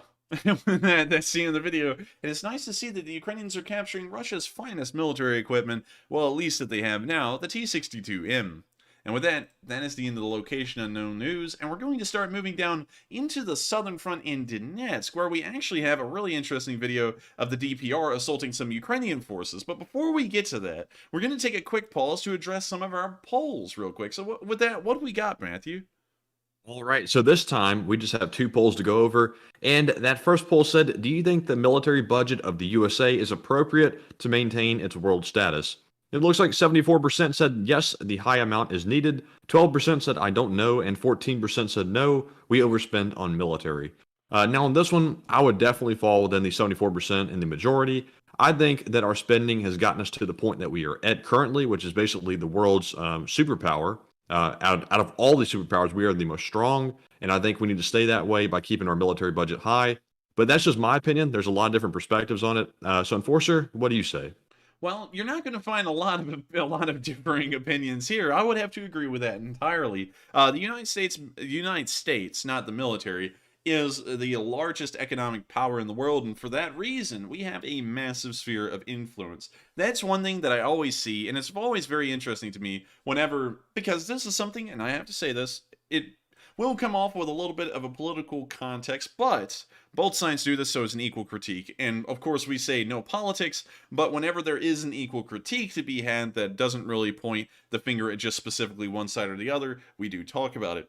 Both sides of the political spectrum in the United States, at some point or another, will go, we shouldn't be involved over there. Let someone else take care of it. And I think that these people are amiss at the time that they say these statements, that we are the guys that have to take care of everything over there. If we didn't want to, well, there's really no one else to do it. Who would do it? The Germans? The British? The French? Who? And why would they? They're not the leaders of the Western sphere of influence. The United States is right now. And that's due to economic reasons. So we have to have a massive military budget because we are the center of the Western world right now in terms of keeping it afloat. Now, of course, once you get into the cultural and economic and all those kinds of spheres and the progression there are other competitors out there. In fact, there are some countries that go neck and neck and even go above the United States. But in terms of the actual economics of the situation and keeping this entire sphere of influence that keeps our way of life for most of our viewers alive, that is what the United States does. So we have to make sure to have a large military budget, and we have to be the guys, no matter what it seems, to go over to these foreign places and do the things that we must to make sure that we keep the thing running. Because, for example, let's just say this. Let's just say, and keep this in mind, because this is an unrelenting fact that will not change. The Western sphere of influence is the United States right now, and Europe, as well as Canada and some Far Eastern Asian countries like Japan and South Korea, and also Taiwan. So someone has to take care of this thing. And so let's just say, the war in Ukraine, it's not ours. It's someone else's. Let someone else take care of it. Let the Europeans take care of it. It's a European issue. Well, foreign support doesn't come in as great as it needed to. Ukraine gets steamrolled. The Russians hardly lose any casualties at all in terms of armor and equipment. They're further emboldened. Let's go for the Baltics.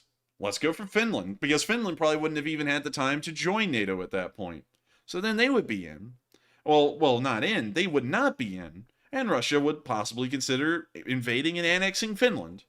And then you sit there and go, Taiwan isn't really our problem. Let someone else deal with it. Let the Japanese or the South Koreans deal with it.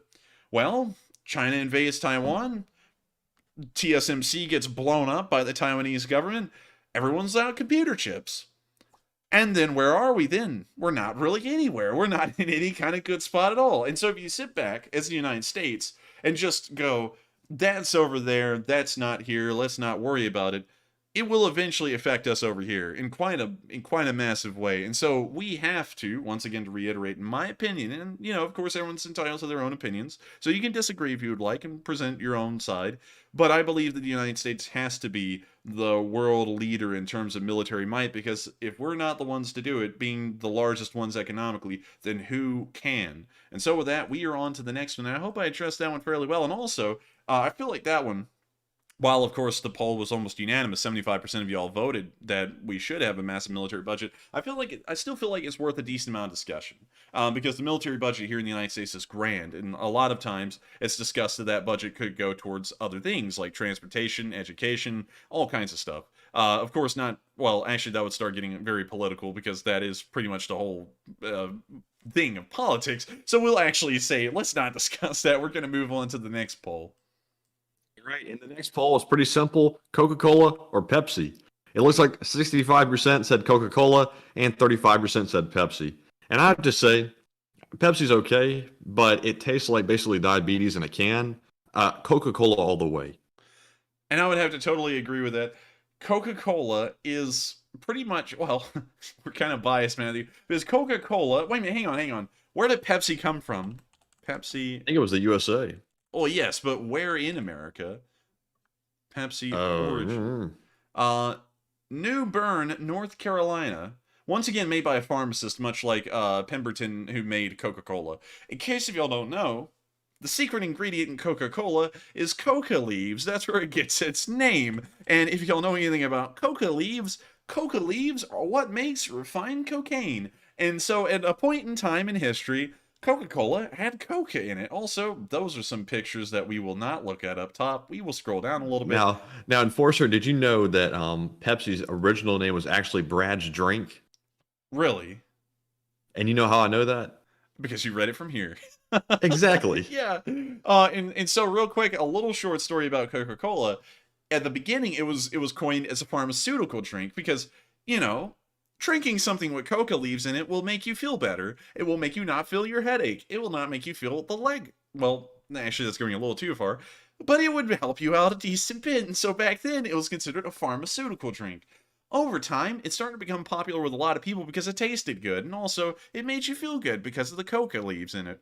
And so Coca-Cola started to get quite popular, but then the Harold-Taft Act of 1919 came into effect, which outlawed most drugs and narcotics within the United States, and so Coca-Cola from then on had to use a coca leaf substitute that tastes fairly similar but not identical, and also removes the qualities of the coca leaf from the drink. And so that's what most people have been drinking from then on, since 1919 up till now, is the non-coca leaf version of Coca-Cola. And so with that, I hope y'all enjoyed that quick little rabbit hole, because I always find that one quite interesting, but I would have to agree, Coca-Cola is a pretty good drink. And so with that, we are on to the next poll. So that was our last poll, but real quick, I see a ton of people saying I forgot Dr. Pepper, and I didn't know how many fans that drink had out there. Apparently, a lot of people in the live chat really are fanatical about Dr. Pepper. I had no idea. But me personally, I've like kind of forgot about it, to be honest. I haven't seen it in a really long time. But I had it a long time ago, and to be honest, it goes flat so quick. I just don't like it that much. But Enforcer, real quick, since so many people are asking about it, would you like to weigh in? Yes, I have had Dr. Pepper occasionally. I have to say, I think it is better than Pepsi, but I still think that Coca-Cola is kind of my go-to soda, just because I like the flavor. Also, it's from Atlanta, Georgia, if you don't know, which is just right by where we live. It's just a few hours away. So Coca-Cola is kind of ingrained into Southern culture, although Pepsi kind of is too, because it also comes from the South, but I don't know. For some reason, Pepsi doesn't really feel like it's a Southern drink. It feels more like just a drink, you know, like it could come from anywhere. And so with that, someone just said Dr. Pepper equals liquid lipstick. Honestly, I gotta be honest with y'all, just being honest here. While we're comparing sodas, if I had the option, I don't drink sodas. I drink water and milk a lot. Sodas just really aren't my thing, but I still like Coca-Cola the most out of them all. Or root beer. I love IBC root beer. And so with that, we are on to the questions. All right, and moving into the questions real quick, I got to grab one more chat that I saw from the live chat. It was a really good live chat question, by the way. And if you have a live chat question, feel free to tag @EnforcerMatt and put it in the live chat, and I'll add it to the spreadsheet. But moving on to our first super chat of the second segment, we have one from Avarwi Mandubratis, who puts in a $35 donation and says, has Ukraine been hiding their air assault and airborne capabilities from the world? I want to ask more, but OPSEC, have you considered getting your reenactment buddies to do bagpipe, fife, and drums rendition of the Ukrainian anthem? And I thank you so much for the support. Sadly, I think I'm the only person who plays instruments in my reenacting group beyond one other person, and so that would be a pretty incomplete sounding soundtrack, not gonna lie, because it would just be one drum and one bagpipe. You know, of course, I'd like it to be a lot more fleshed out, but that's still a really cool idea. I like that one. I'll try and see if that is possible, although me and my reenacting group at this point are almost operating on two different worlds, because I'm so busy with this and a lot of other things that I hardly get time to do anything reenacting wise. In fact, I had to skip out on a reenacting event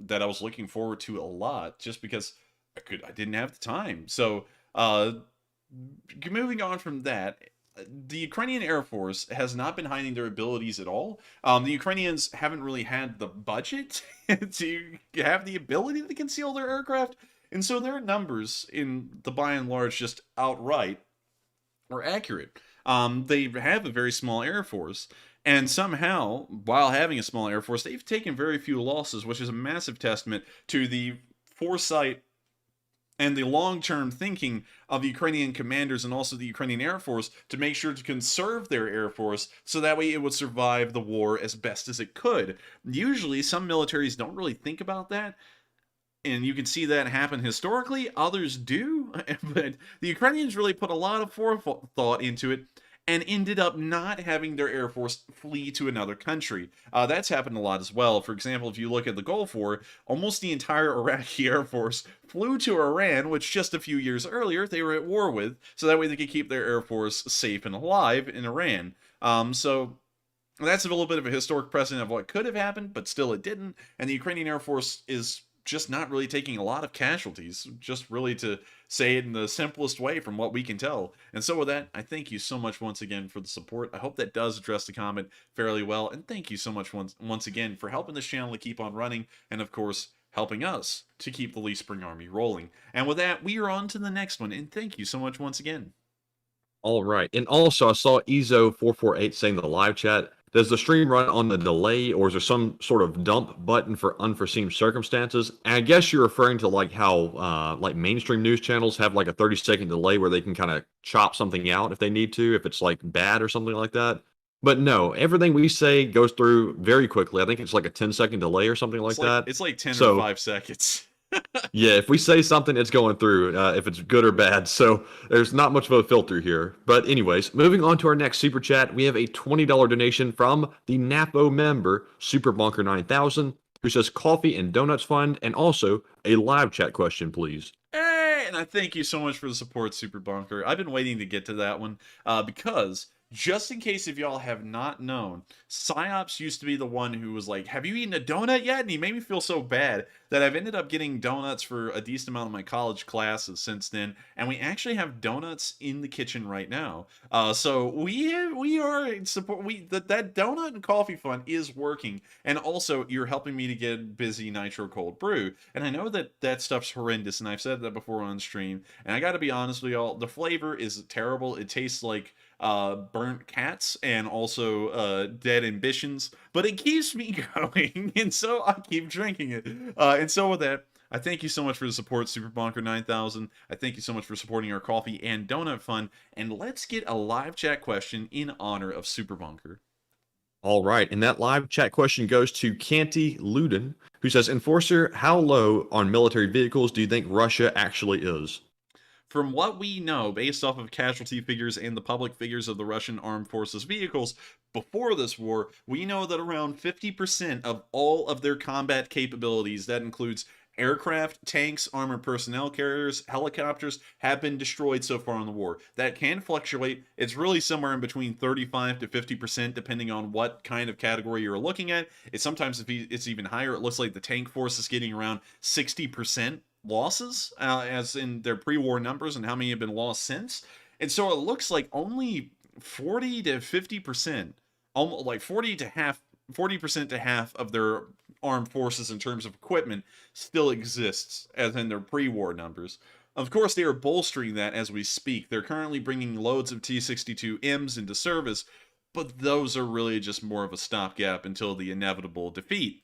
There is nothing that a T-62M can do compared to anything in the modern world. Look at this tank, and remember, this tank came out in, and let me make sure, 1961. So that is around 60 years old at this point. Actually, around 61 years old at this point. And a 61-year-old tank, no matter how much you modernize it, is going to be outdated. Like this one that these Ukrainian soldiers captured. This thing is outdated beyond all belief. There's no way that it can work. And so while the Russians can bolster their numbers on paper like they have been forever and say we have 22,000 operational tanks, or 11,000, or however many they claimed, only really 3,000 of those were operational, and out of those, there was only a small handful, several hundred of them, that were modern enough to be slightly comparable to their Western counterparts or modern anti-tank guided missile systems. And now that they're bringing out these, they may as well just be putting men into iron coffins for the slaughter. And so with that, I hope that does address the comment fairly well in terms of their overall casualties. But once again, take it with a grain of salt, because casualties are always an estimate. We still have no idea how many people were really lost in the Second World War. And so keep that in mind. We're going off of estimated figures of both their initial forces and also, one second, let me turn on my heater. I know everyone's going to love that little beeping noise. That's going off of the initial pre-war figures, and that's going off of the estimated casualties right now. They could be a lot higher, they could be a lot lower, but that's what we know for now. And so with that, I thank you so much once again for the support, and I hope we were able to address that question fairly well. And also, oh my lord, these are T-62s. This gives you all an idea of how dated these tanks are. These are T-62s of the Afghan National Army in Kabul in April of 2004. And in case of y'all don't know, the nation of Afghanistan is one of the poorest in the world. And that's what they use. So that gives you an idea of how bad off the Russians really are. And so with that, we are on to the next one. And I'm not sure, Matthew, is this the final one of this segment or the second to last? And this one is going to be the final one of the segment, and it goes to none other than the Psyops, who puts in a $20 donation. He says, Isolate is a proud Frenchman. Oh, no. Thank you for the support, Psyops. Just in case you all don't know, we have a moderator called Isolate, and believe it or not... He's not French. He's not French. That Isolate, don't beat Psyops up. But real quick, everyone... I gotta tell you this, because every time Isolate comes up, I gotta say this. He sounds, I promise y'all, he sounds like the Mighty Jingles on YouTube. Like, if you pull up Mighty Jingles and play his video alongside Isolate talking, they are almost on par with each other in terms of their inflections and their voice. It's crazy, but it's really cool. And also, every time I say that, I hope Isolate takes that as a compliment, because I think it's the coolest thing ever that he sounds just like the Mighty Jingles, because I used to watch him as a kid. But with that, I thank you so much once again for the support, Psyops. And of course, Psyops is here brewing up the tensions and the fights. And so that was the last question of this segment. Of course, we'll be revisiting the questions at the very end of the stream, but now it's time to go through the last segment of news. Starting off here in Donetsk, where we saw the DPR assaulting some Ukrainian forces on film.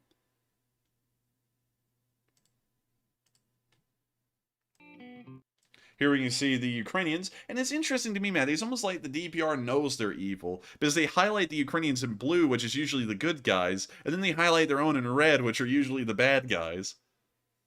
Exactly, and it's interesting music choice to put over that, too.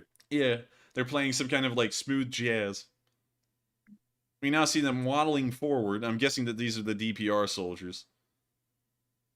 Probably some of the best equipped DPR soldiers I've ever seen. Probably just for this specific propaganda flick. Yep, these are the DNR, well, DPR soldiers. They're now advancing up the straight line trench.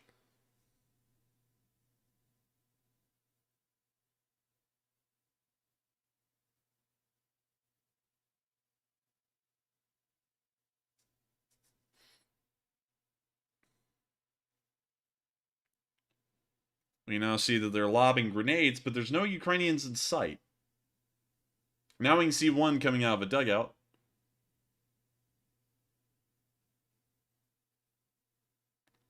He's now creeping forward to see what's going on. He's now retreating back into the dugout. Now he's gotten out and he's moving further down the trench through a pillar of smoke. He's now made it out the other end as they throw a grenade right where he was. And he's trying to make his way away from the DPR, probably to other forces in the area. We now see another Ukrainian coming out of the dugout as a grenade explodes right behind him, and he got out of the way just in time. We can now see the two Ukrainian soldiers at the very top of the trench as grenades or some kind of artillery explode around them. And it's always funny to me, Matthew, these videos made by the Russians, the only time they show combat in between them and Ukrainians is when they outnumber the Ukrainians almost 4-1. It's like, does it really take that many soldiers to outnumber or outfight to Ukrainians? The answer is yes, but it's still sad to see that the only time they show these videos is when they're outnumbering them massively, because that's the only time they think that makes them look good or something. It's like, that doesn't look good at all. There's like a bunch of Russians ganging up on just a few Ukrainians. Yeah. We can now see a cameraman with an RPG firing at the Ukrainians at the top of the trench. It looks like it missed them and hit the berm right behind them. You now see one of them get up and stay low to the ground as he starts to roll away. Oh my gosh, wow, this guy's got some balls. Like, instead of running off, he gets up and he starts running around to their side to shoot at them from the side. But it looks like he may have taken a hit. But I gotta tell y'all this, he looks like he did take a hit. But that guy had some courage. You would have seen a Russian run in a similar situation or surrender. That man decided, even outnumbered, that he was going to fight. And that takes a lot of courage from a single man. Also, someone said, why would you not outnumber the enemy? Silly statement. Well, my whole thing in saying that you oughta, that this looks dumb, is that it's 2 Ukrainian soldiers. Usually, you just want a 3-to-1 advantage. These guys brought in 8. That's like a 4-to-1 advantage against these 2 Ukrainian soldiers.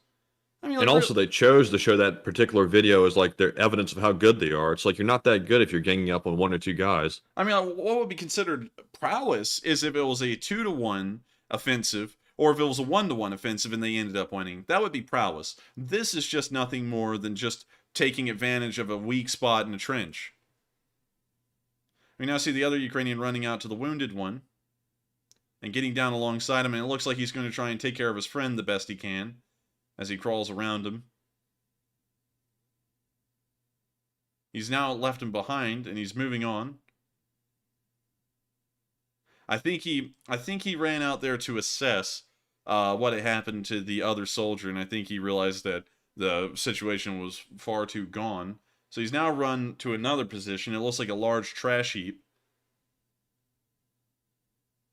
We now see more Ukrainian soldiers. We can also see one here laying behind a log pile as the rest of them move forward.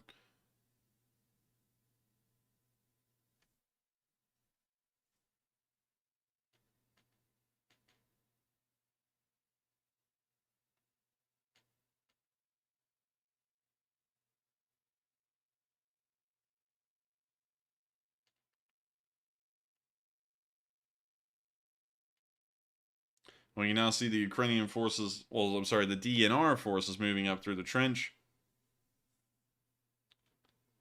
I can't tell if they're claiming that these guys are prisoners or what.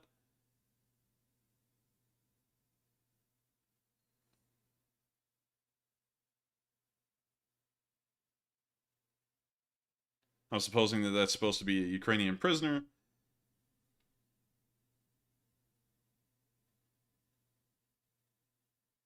You know what's kind of weird to me is that we didn't see any soldiers other than the other 2 and the 3 later on in this video. We never saw them get captured. So it's kind of weird to see that they have prisoners here. You know, it's like, why wouldn't you show that since you got the footage of everything? And so with that, that's the end of the video. But while this video did show that the Ukrainians did get beaten, they got beaten after they faced down a 4-to-1 advantage, had the courage to still face down the Russians, and then, of course, ended up looking like they lost the confrontation. But one thing you always have to look at is that these soldiers did not run. Not at all. Until the situation was entirely lost, only the last one ran. They all decided to fight off the Russians the best they could, and that is a massive amount of courage and bravery and valor that these soldiers are showing to make sure that they will never lose a bit of ground without a fight. With that, we're now going to be moving out of the Donetsk area, and while we saw that clip, and it shows that the DPR, in that one video, appears to have had a little bit of momentum in that single instance, that is not representative of the entirety of the front line. The front line remains stable. It appears that the DPR finally got one little, it's a tiny victory over 2 guys out of this entire 2 to 3 month simmering battle that's been going on, out of the dozens if not hundreds of videos we've gotten from the Ukrainians showing similar if not better successes. I would have to say the front line remains unchanged, and it's not really indicative of the situation in Donetsk. Moving on into the southern front, we have seen near Huilopol that the 40th Brigade got hit. Actually, the 40th Brigade hit the Russians. Got that wrong. And so with that, here's the video, and also I have to mute it due to the copyrighted music. But you see the 40th Brigade hitting them quite nicely, and now the tweet's been deleted, so now we have to go to Twitter. Now, muting the music again, we can see the 40th Artillery Brigade giving the Russians a run for their money.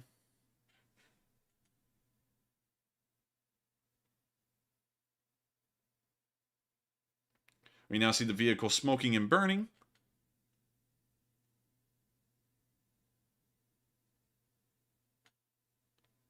Oh my lord, that was like a nuclear bomb. Dang. Gosh. Let me see that again. Wow. That was so bright. Good lord. Ivan, who turned the lights on? Turn them off. Gosh, dang, that's just, man, that's impressive. A dead-on hit. Now you see that it's once again returned to being the pitch black darkness of night, although it was light for a moment. We now see the fire continuing to burn as it spews out a little bit of embers and flames. Or that's the vehicle driving off in embers, and it is. The Russians are recreating the movie Hell Rider with a tank. They're now driving down the road and off the road. And somewhat off and on the road, they're now catching the entire forest on fire with their burning tank. And leaving behind a trail of embers. And with that, that's the end of the video. But huge credit to the 40th Brigade that is helping the Russians to create their own movie called Hell Rider.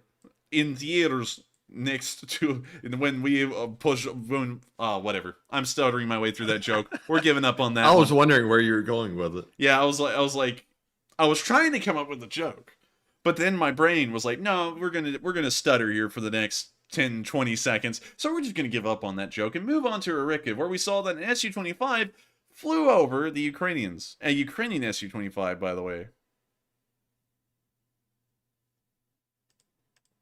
So here's the video, and it's a cool one.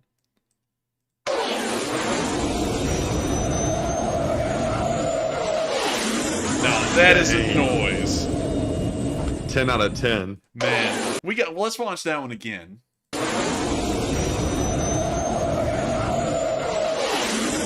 Man. Wow, that noise is just like amazing. That thing literally whistled in. Like it was like a cartoon nearly with how it sounded. That was insane. And I gotta say, that was just impressive. I mean, like, there's nothing quantitative or qualitative that you can really observe about this. It just was cool. And so with that, we're now going to be moving on into the next clip of news outside of the Southern Front. And while we did get those 2 clips from the Southern Front, it's not indicative of any kind of frontline changes or activity. And so for now, it appears that the situation is stable in this area, although we did get some really cool footage. Moving on to Novokhovka, however, the Ukrainians are hitting the Russian forces here with HIMARS missiles. And so, here's the video and the sounds of the missiles hitting their targets.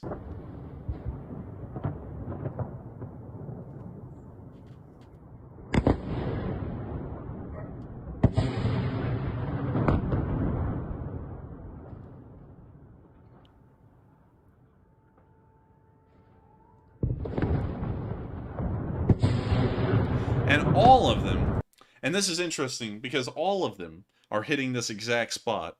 Which tells me one thing, Matthew. What would that be? They're all targeting that one spot. I wasn't watching. What are you firing at, Private? The enemy, sir.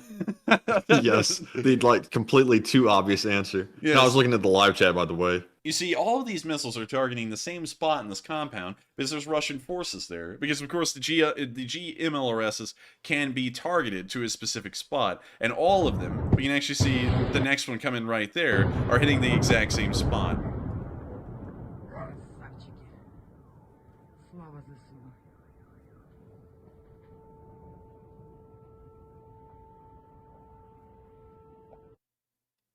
And with that, that's the end of the video, but it's really nice to see. I really enjoy the look of MLRSs slamming down into Russian targets that are trying to hide in the middle of the city, but due to the accuracy of the GMLRS, there's nowhere to hide. With that, we're now going to be moving out of Novokhovka into the front lines of Kherson, where we have seen a little bit of elevated activity. Starting off on day 244, we saw the Ukrainians conducting another one of those famous and crazy Humvee raids. Here's the video of that happening. Also, we can hear them playing music, so we have to mute that. But when you see them driving along, of course, at their typical speed, now pulling off the side of the road, where we now see that they've taken a pause, and we can see some Ukrainian soldiers further up on the berm. The Humvee moves forward up front.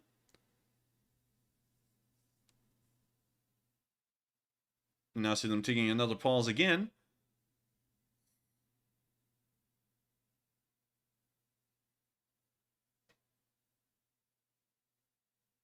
We now see them opening up the rear trunk and handing out candy and goodies.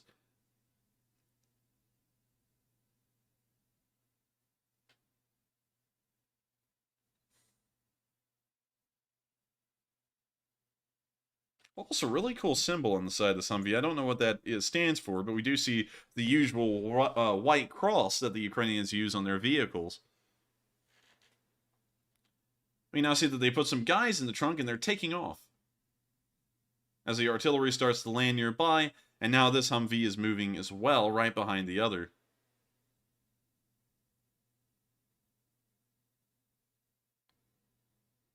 We now see this Humvee getting alongside the berm again, and now it looks like they're going to start taking off on a little bit of a joyride in a way.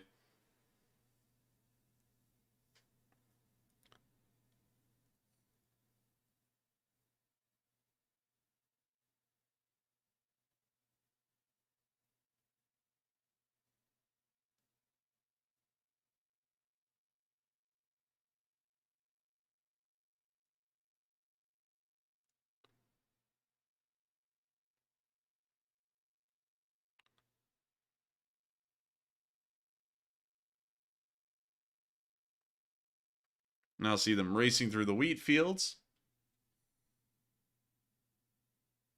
And with that, that's the end of the video, and it's impressive to see that the Ukrainian Humvees are still at it, the way they have been for a while on videos, and they're just racing through these fields, just running over bumps, and the suspension just takes it. Pretty impressive to see, and all around, gotta say, huge credit to the Ukrainian Humvee drivers that make that possible. With that, we're now going to be moving into day 245, where we saw a BM-21 grad firing at the Russians. And here's the video. Whoops, I forgot to say, there's two of them.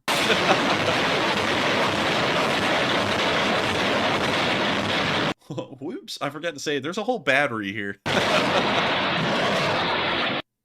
And with that, that's the end of the video, but I gotta say, with that many grads being used in one spot, whatever they're aiming at, it's gotta be pretty decently tenderized at this point. With that, we're now going to be moving on into the next bit of news, behind the lines on the Russian side, where we saw a destroyed Russian T-62M with a cope cage on top. Yes, they are now putting those on the T-62Ms as well. We now see it get blown up, most likely by artillery. We can see it again, a second time.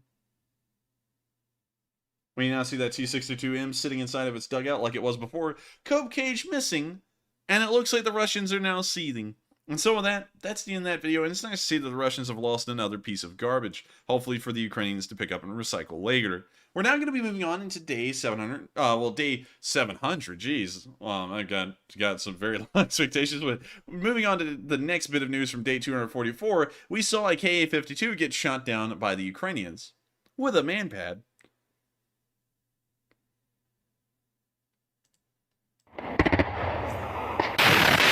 Fire the Stinger. The Stinger is on its way. Yes! Yes! Yes! Yes! That's kind of loud. It is. Let's go back and listen to that again. Yes! Yes! Yes! Yes!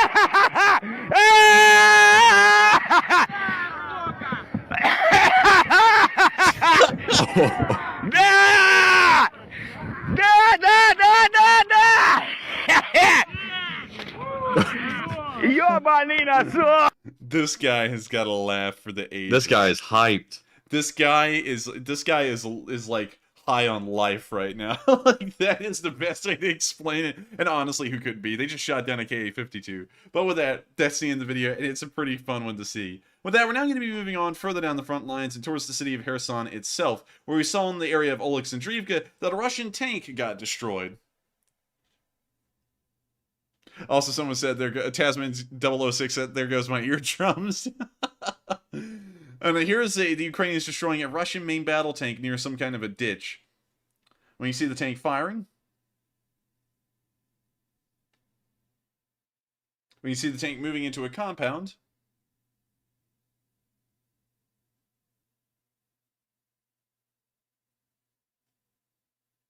when you see it emitting so much smoke that if the drone hadn't already seen it, it would see it now.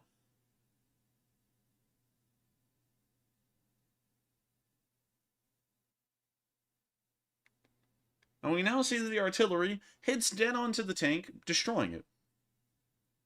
With that, that's the end of the video, but I gotta say, pretty nice. There's not really much to add. The Russians have lost another tank.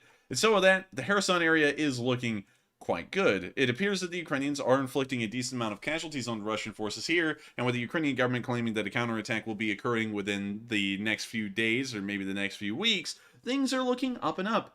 Also, the Russian armed forces are actively removing their forces from this area and trying to funnel them off the remaining bridges that can transport troops at least, and so everything's looking pretty good.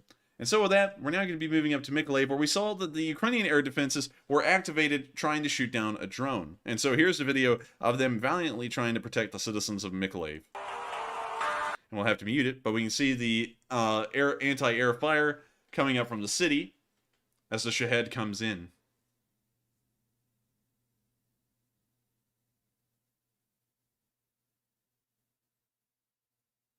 We can now see some kind of I'm supposing it's a star shell go up, or something similar.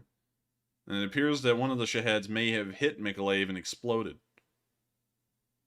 And why is everything blurred out like below? It's to make sure that locations aren't given away about the cameras and where this angle was, and stuff like that. It's a common thing in a lot of Ukrainian videos, because they usually don't want to show where this video is being taken, although we know it's in Mykolaiv. When you see the anti-air rounds exploding in air around the Shahed, hopefully trying to shoot it down. And we can now see that another Shahed has hit their target as well.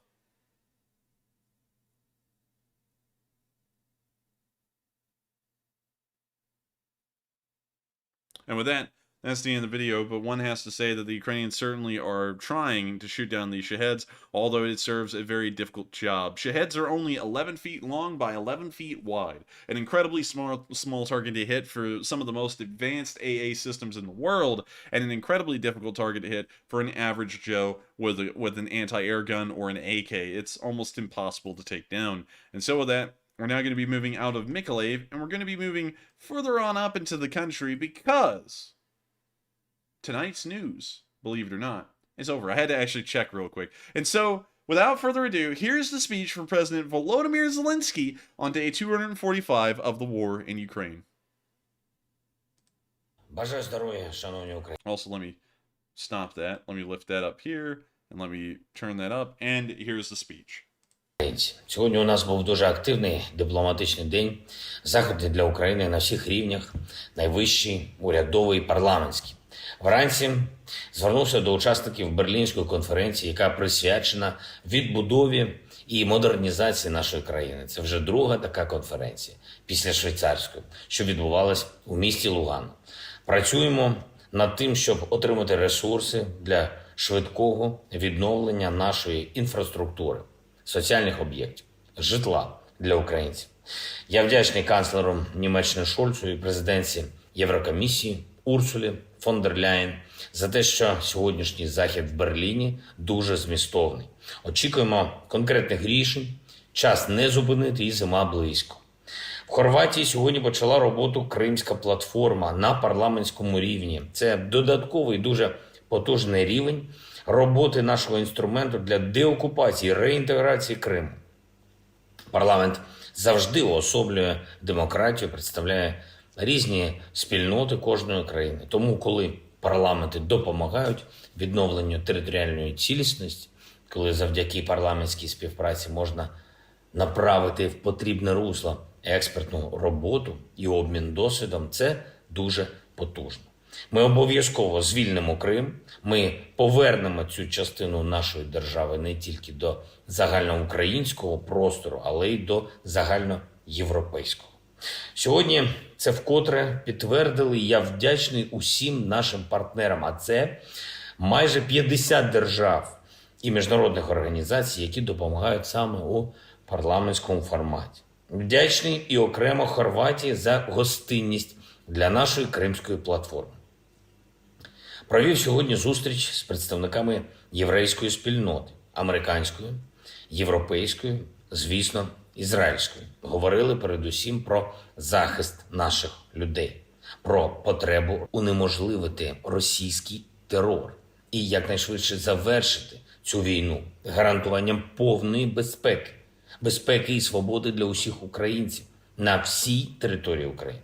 чим швидше на нашій землі буде досягнуто мир завдяки українській перемозі, тим менше зла Росія встигне принести іншим регіонам, зокрема і Близькому Сходу, у своєму спільництві з Іраном.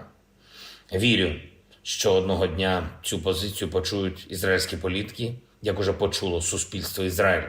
Ми відчуваємо це. Окремо обговорили захист історичної пам'яті в Україні. Попри війну, ми маємо продовжувати реалізацію наших програм, які повертають історичну справедливість. Ми почали реалізацію важливого проєкту вшанування жертв нацизму, будівництво меморіалу в Бабиному Яру, обов'язково завершимо. Провів дуже змістовні переговори з президентом Німеччини, який прибув в Україну. Президент Штайнмаєр сьогодні відвідав Чернігівщину, райони, які були в окупації, його там застала повітряна тривога. І, власне, російський ракетний терор, застосування ворогом іранських дронів – це те, що було однією з основних тем на наших переговорах. Ми дуже вдячні Німеччині за вже надану нам систему протиповітряної оборони, сучасну та ефективну. Очікуємо нових таких же систем. Обговорили увесь спектр нашої взаємодії – оборонної, політичної, фінансової. Багато уваги приділили відбудові. І я вдячний президенту Штайнмаєру за готовність особисто патронувати цю роботу. Будемо посилювати співпрацю з Німеччиною в галузі відбудови і на рівні місцевої влади. Це також отримає президентський патронат.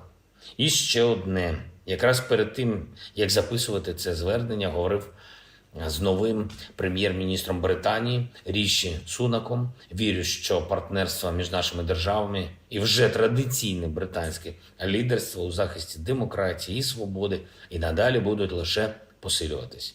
Україна і Британія досягли найкращих відносин станом на цей час, але все одно ще маємо потенціал для того, щоб збільшити нашу співпрацю, щоб дати більше користі нашим суспільствам. Запросив пана прем'єр-міністра відвідати Україну. Дякую всім, хто допомагає нам боротися за свободу. Дякую кожному і кожній, хто воює і працює заради нашої перемоги. Дякую всім нашим воїнам, які зараз утримують позиції, знищують окупантів і дають Україні найголовніше відчуття впевненості у нашому майбутньому. Слава Україні! And with that is the end of the speech from President Zelensky, and that rounds out day 245 of the news of the war in Ukraine. I thank you all so much once again for watching. It's been an absolute pleasure to cover the news, and we're about to be moving into the question segment, and so the stream is not over. If you did enjoy, please make sure to like, comment, and subscribe. Liking and subscribing are probably the two most important things you can do if you want to help out this channel. Liking the video lets people know that you did enjoy it and you want to see more, and so hitting the like button helps to spread this to more people on YouTube to let them know that this channel does run the news every single day. Hitting the subscribe button allows you to stay in touch and keep apprised of when we run these streams. And once you get down the schedule, it's not that hard. We run these streams every single day of the week except for Mondays. And every night we run these streams, they run at the same time, 10 p.m. Eastern Time, flat on, at the minute. And so with that, thank you so much once again to all of y'all who have watched tonight's stream. We're now about to be moving into the question segment where we're going to address all of the remaining polls, all of the super chats, and as many live chats as we can. And so with that, what do we got, Matthew? All right, so let's move right on into that first poll, which said, are you concerned that Russia's dirty bomb claims are a pretext to a tactical nuke false flag attack? It looks like 63% said yes, it's very possible. 18% said not sure. And 19% said no, it's just talk, no concern. Now on this one, I'm really not sure what to think. I'm going to say not sure, but it was a little concerning that the Russian ambassador or representative or somebody was calling around to the United States, basically warning people, I think. Enforcer, can you back me up on that one? Unfortunately, I can't. I haven't been keeping up with that specific news. I heard somewhere that they were calling around warning United States representatives or someone. I'm not really sure. I don't have all the details on that, but that's certainly a little concerning. I'm not sure why they'd want to do that unless they were planning something. So Enforcer, would you like to weigh in on that poll? I would have to say the threat of a dirty bomb is the same as using an actual nuclear weapon if it's traced back to the Russians. And so with that in mind, I don't really see much of a difference. If it was a tactical nuke, whether it was a dirty bomb, it's still the use of a nuclear weapon, which goes against the premises that the United States laid out. I don't know why I'm having such a hard time talking. Laid out at the few starting months of the war, and so I have a feeling that it would have the exact same effect as a tactical nuclear weapon in terms of how this war would develop. And so with that, I hope I've addressed that poll fairly well, and we are on to the next one. Right. And I see everybody in the live chat saying that the warning was from Shoigu, and apparently it was calling our Department of Defense. So that's definitely something that was not just sanctioned by Shoigu. I'm sure it was probably sent down from Putin. I'm not sure if they're just trying to bluff us into thinking they're going to do something or they're actually intending to do it, but I guess we'll have to find out in time. But anyways, on to our next poll. This one said, do you think Ukrainians are the most ingenious fighting force when it comes to tactics? It looks like 77% said yes, they adapt well to situations. 15% said somewhat. And 7% said no, there are more ingenious forces. Now, to me, I think the Ukrainians are one of the most ingenious forces I've seen in a long time. For example, look at what they did with the drone tactics, dropping bomblets from drones, as well as their buggies that they made. I think that they know how to adapt really well, and they're really good at making things that work, which is something that the orcs don't know anything about. But Enforcer, what do you think? I would have to say they are quite genius. And of course, there's of course a bias. This is one thing that I have seen every once in a while, is that some people are like, yeah, they're doing good, but they're not as smart as people are making them out to be. And then they go out to say, of course, only the best and the brightest countries can come up with new and impressive things like the US or China or, Russia's really out of the running now, but they used to say Russia. And I would have to say that's not true. Historically, a lot of new innovations usually come out of the smaller wars. Now let me turn that space heater off now that it's getting hot in here. But, of course, and let me draw on a very obscure example. Some of y'all may know of the Hussite Wars in the area that's now known as the Czech Republic. At the time, it was known as Bohemia. During this time, these groups of Czechs that were or Bohemians that were pretty much proto-Protestants. It's a very interesting story. They rose up against the Catholic Church, which at the time was the only church, the only Christian church in Europe that had official standing. The Church of England didn't even exist yet, which would be the first official Protestant church in Europe. They rose up with some pretty proto-Protestant ideas, and they got into a war with the Catholic Church, by and large. They ended up winning, and while they weren't the richest, well, Bohemia by far wasn't the poorest, but they weren't the wealthiest and most prominent area in all of Europe at the time, they still came up with this brand new tactic the Hussites did called Wagenburg. And Wagenburg is incredibly interesting, and y'all may remember this from, I guess, when you were kids, when you'd see, cowboys versus Indians, and the settlers would get into this large, they would take the wagon train and form it into a large circle. That's pretty much the exact same strategy that Wagenburg was. It's a very interesting story, and while the Bohemians weren't the most impressive, the most powerful, one of the wealthiest countries in Europe at the time, and they were just a kingdom in the Holy Roman Empire, they still came up with a brand new and revolutionary tactic that changed the course of war for a pretty good bit. In fact, I would say, from what I could tell, based off of what I've learned from it, it really looked like the start of the use of firearms, as well as they also used the wagons in combination with early firearms, which are pretty much just sticks. But still, I think that the Ukrainians, much like the Hussites of the Hussite Wars, are revolutionary in their own way. They're coming up with ways to use things that already exist in ingenuitive ways that we've never seen before. And so I would have to agree with the majority of everyone that these Ukrainian guys are some of the smartest we've seen in terms of how to fight a war these days. And so with that, I thank you so much for the poll, Mandy. That was actually a really good one, and I hope we've addressed that one quite well. And with that, we are on to the next one. I saw that you finally got that bot, Matthew, because I saw him the first time. He was like, stop using the polls. And I was like, okay. It's like, there have been a decent amount of polls. Now he said it like 5 times. I was like, oh. Yes. So that I was giving him a second chance because I thought maybe for a moment he wasn't the bot, but then he said that, and I was like, okay, that's it. But anyways, we do have one more poll to go over, and this one said, do you like Zelensky's new shirt? 59% said yes, it's nice. 22% said somewhat, I'm in the middle, and 19% said no, this isn't it. And sadly, for once, I have to fall within the minority and say this isn't it. I'm not really sure what it is about it. I think, honestly, it reminds me of that shirt that Fidel Castro used to wear, is probably the reason I don't like it. But I like the shirts he usually wears, but I don't really like this one. But, of course, that's just a little critique. That's really not anything major. Who cares about a shirt? But it's the poll. So, Enforcer, what do you think? I gotta be honest, he had that 1917 Doughboy drip. I gotta pull that up real quick. 1917 Doughboy shirt. Hopefully I find the right one. Yep, there it is. That's it. That's the shirt. Hang on. Now it's going to give me a whole bunch of wonky stuff. Let me go back. It gave you all the pictures but the ones it just showed. Yeah, that's so stupid. Let me go and get this real quick. That's it. I mean, I promise you. That's it. Let's go back real quick and let's go take a look at that one again. So let's go look at the speech from Zelensky from today. That's it. This is the same shirt. Pretty close. Yeah, it's pretty close.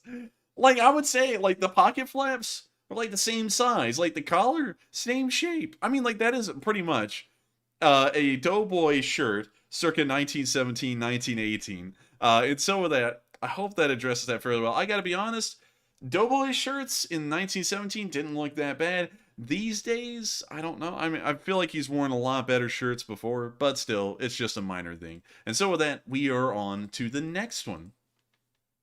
So that was our final poll. So we're finally moving on to our questions, and we have a lot of really good ones. So up next, of course, we have another super chat from Psyops, who puts in a $20 donation this time and says, Enforcer, your mic is a little loud. Turn it down a bit. Little more, little more. Silence. Perfect. And I thank you for the support, Psyops. And Psyops, you just come in here with the intent on drawing blood. Like, you went after Iceland, you're going after us. Who's next? Who's next, Psyops? But of course, I thank you for the support, and we all know that you're just joshing around. Psyops is pretty much our instigator-in-chief in this like live stream. Like, he just comes around and he's out to instigate the whole crowd. But of course, thank you so much once again for the support, Psyops, and I hope you enjoyed us addressing that little comment. And so with that, we are on to the next one, and thank you once again. All right, and moving on to our next one, we have a $20 super chat from Captain Chris 1220, who says, I just ate some Five Guys, and I'm surprised Russia doesn't think I prepared a dirty bomb in my bathroom just now. Oh. Oh my gosh. What the world? Like, okay. That one caught me totally off guard. That one gave me whiplash, honestly. I haven't heard a joke like that before. Dirty bomb in the bathroom. Well, I thank you for the support, and that is a pretty funny one. I'm gonna have to put that one down in my notebook because that crap was hilarious. There. We're gonna send you to Russia real quick. And so with that, I thank you for the support. And by the way, y'all, is it just me, or has Five Guys gotten so freaking expensive over the past year? Yes. Like they went from $8 to now a single burger is like $15. Like, it's unbelievable. It's just a hamburger. Like, it's not anything bizarre. It's just a hamburger. But with that, we're on to the next. And thank you once again for the support and the whiplash. Right. And up next, we have 1, 2, 3, 4, 5. We have 5 or 6 super chats in a row from Psyops. So here we go. And Psyops, first of all, thank you very much for the support. We are joking around, but we really do appreciate the support. And we also appreciate you being a really long-time viewer, because you've been around, I think, since the beginning. Like, since the very beginning.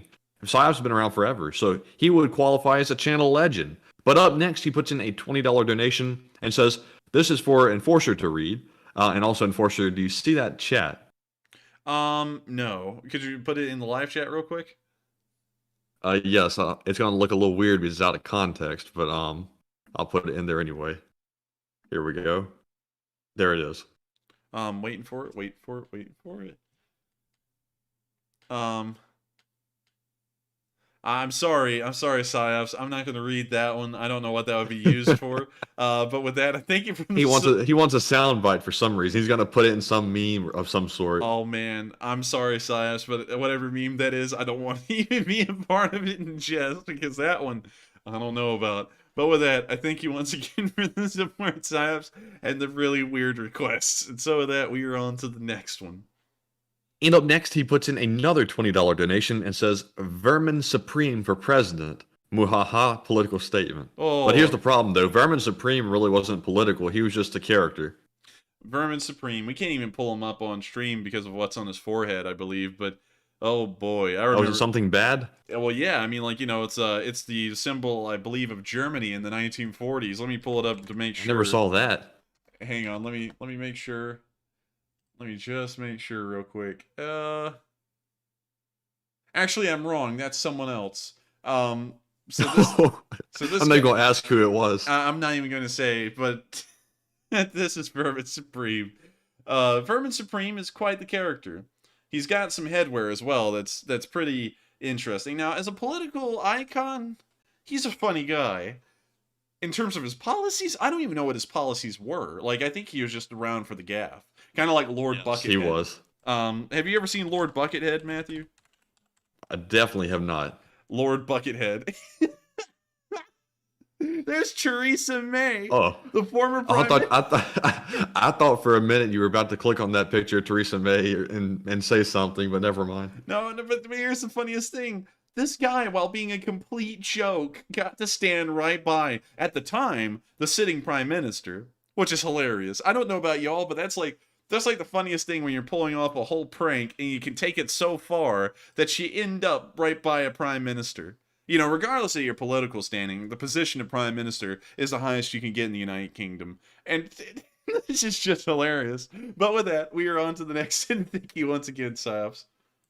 All right. So up next, we have a $20 super chat once more from Psyops, who says 5 live chat questions. Love you, chat. And thank you so much for the support. But I don't. We made a rule that 1 super chat is 1 live chat. The reason being is that if we have 1 super chat that asks for us to answer 5 live chats, and we have like 20 of those, 20 times 5 is 100. We would have to answer 100 questions, and we want to make sure that we don't start running out of time. So we'll only be able to answer 1. But I do thank you for the support once again, Psyops. And so with that, let's hear a live chat question sponsored by none other than Psyops. All right, and that question goes to Duncan VR, who says, what were the 2 Su-25s actually firing at? The pilots don't care who or what they hit with their unguided missiles, ? And that's a great question. We don't know what those Su-25s were firing at. We never know what those Su-25s were firing at. They could have been firing at anything. But the honest truth is that I would have to declare ignorance because we have no idea. The Russians could be firing at a town and directly at civilians, which they've usually been doing. And so with that, I hope that does address the question fairly well. There's not a lot of information on that kind of stuff. We just see them fire off the rockets, and that's it. And so thank you once again. And thank you so much, Psyops, for sponsoring a live chat question. And so with that, we are on to the next one. All right, and up next, we have another one from Psyops, who says, tell an embarrassing story from Enforcer's childhood, mwahaha, or smack Matt for being a goof. Come here, Maddie. Give me that neck. Okay, so never. So I will tell a somewhat. It's not really an embarrassing story, but it's a story nonetheless. Just to. Well, wait. About what? It's about the bike wreck. So interesting. Oh, dang, that's not funny. No, it's not. That's not funny at all. You know, it's still a story. So when I was like 6 years or 7 years old, I forgot the exact age I was riding a bicycle with my mom, and I ended up riding it down the hill. So I did not see it when I was riding down the hill, but there was a rock. I hit the rock, the bike went out of control, and I went tumbling head over heels like 6 or 7 times, holding onto the bike. So me and the bike are going in these full loops.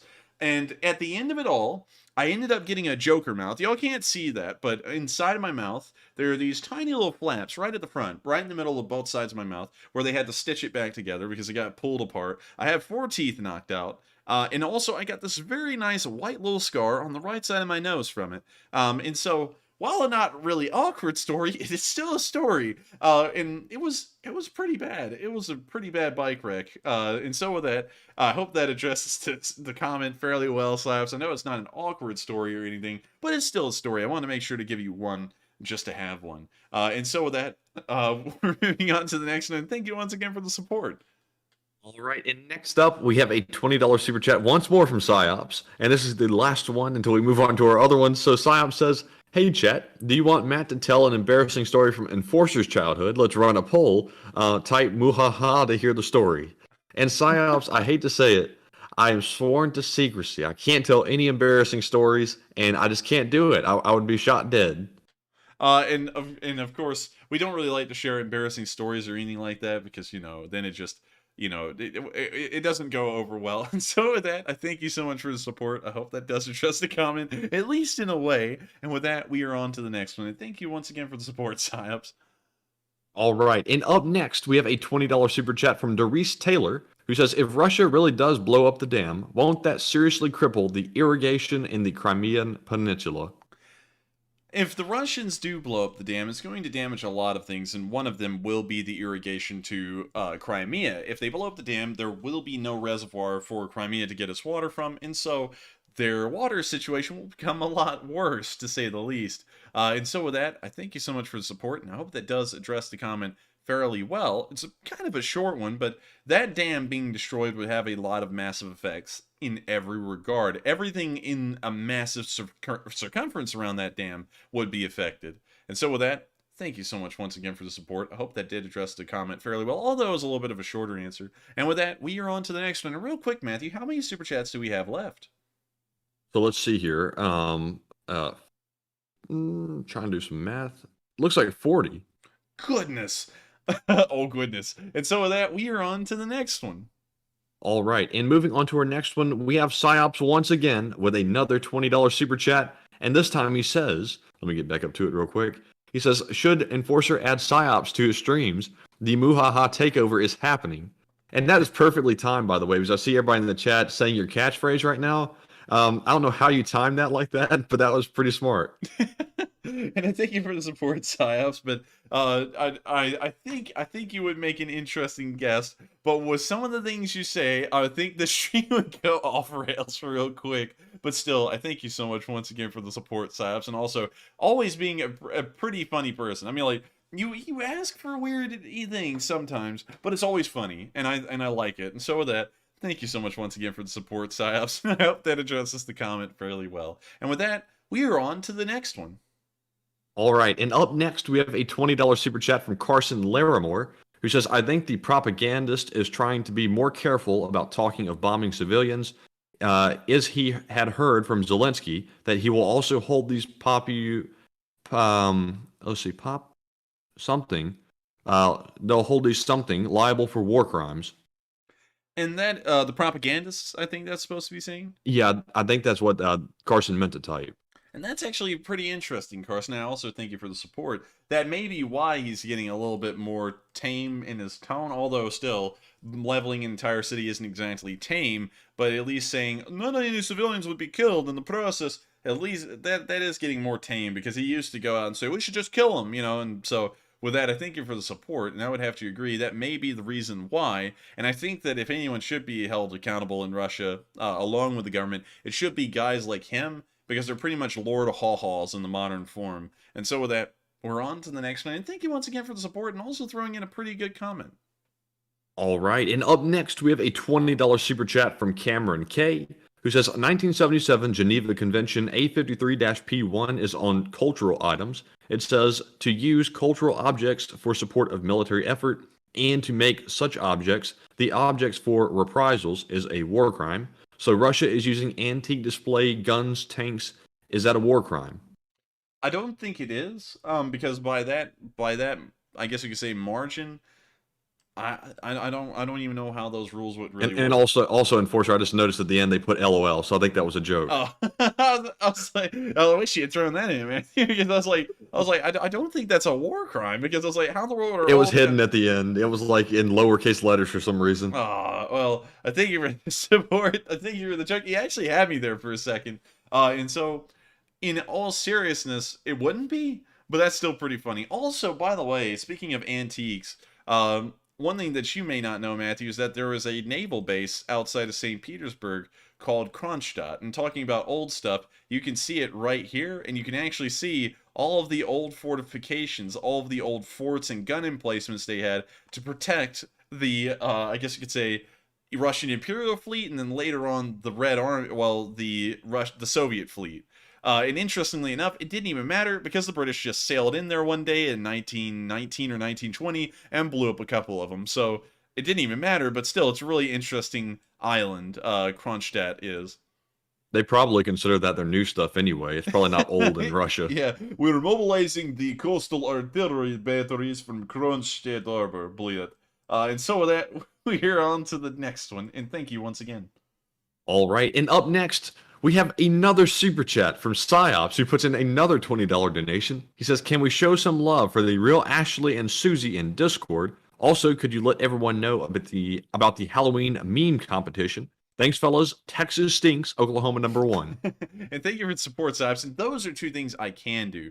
Susie Halsey and Ashley are huge members of our Discord. Also, if you've not joined our Discord, what are you waiting for? Join now! I said that like some kind of ad. But the link is in the description below. I believe there's about 4,000 members on our Discord, and it's climbing every day. Make sure to become a member of the Discord because it helps you to be a little bit more involved. Well, actually, a lot more involved in the Lee Spring Army and what we do. Also, Susie Halsey is one of our top moderators and does an impressive job taking care of everything on the server, and also Ashley has been one of our Morse code decipherers a while ago and is still hangs out in the Discord, although I don't think I've heard her decoding any Morse code messages lately. We may be missing, I'm not really sure. But also, the other thing that Psyops asked us to address was the Halloween meme event. Psyops is sponsoring a Halloween meme competition. Throw in a meme that's PG and also related to the war and also the channel, and you may be eligible for a prize from Psyops. A very kind thing of him to do, and I think that's really fun. And so make sure to join it because I would honestly like to see what the best potential of memes are in the Lee Spring Army. And so with that, thank you once again for the support, Psyops, and I hope that addressed the comment fairly well. And with that, we are on to the next one. All right, and up next, we have a $15 super chat from Fabiano Passon, who says, "How do you think the brave people from Ukraine will handle all the anger that the Russians are sowing in the heart of the survivors after the war is gone? Of course, with Russia being the loser." I believe that the Ukrainians, much like everyone, will usually historically things like this are forgiven in a way because things must go on, and so the Ukrainians will most likely have to, in some time in the future, conduct some sort of business with the Russians, and so it'll just pass on by. And I guess you could say the attitude against the Russians in 20 years' time would be similar to the attitudes against the Germans 20 years after World War II. Largely, the animosity had already started to fade away just by about 1950, even a little bit before that, like 1948, 1949.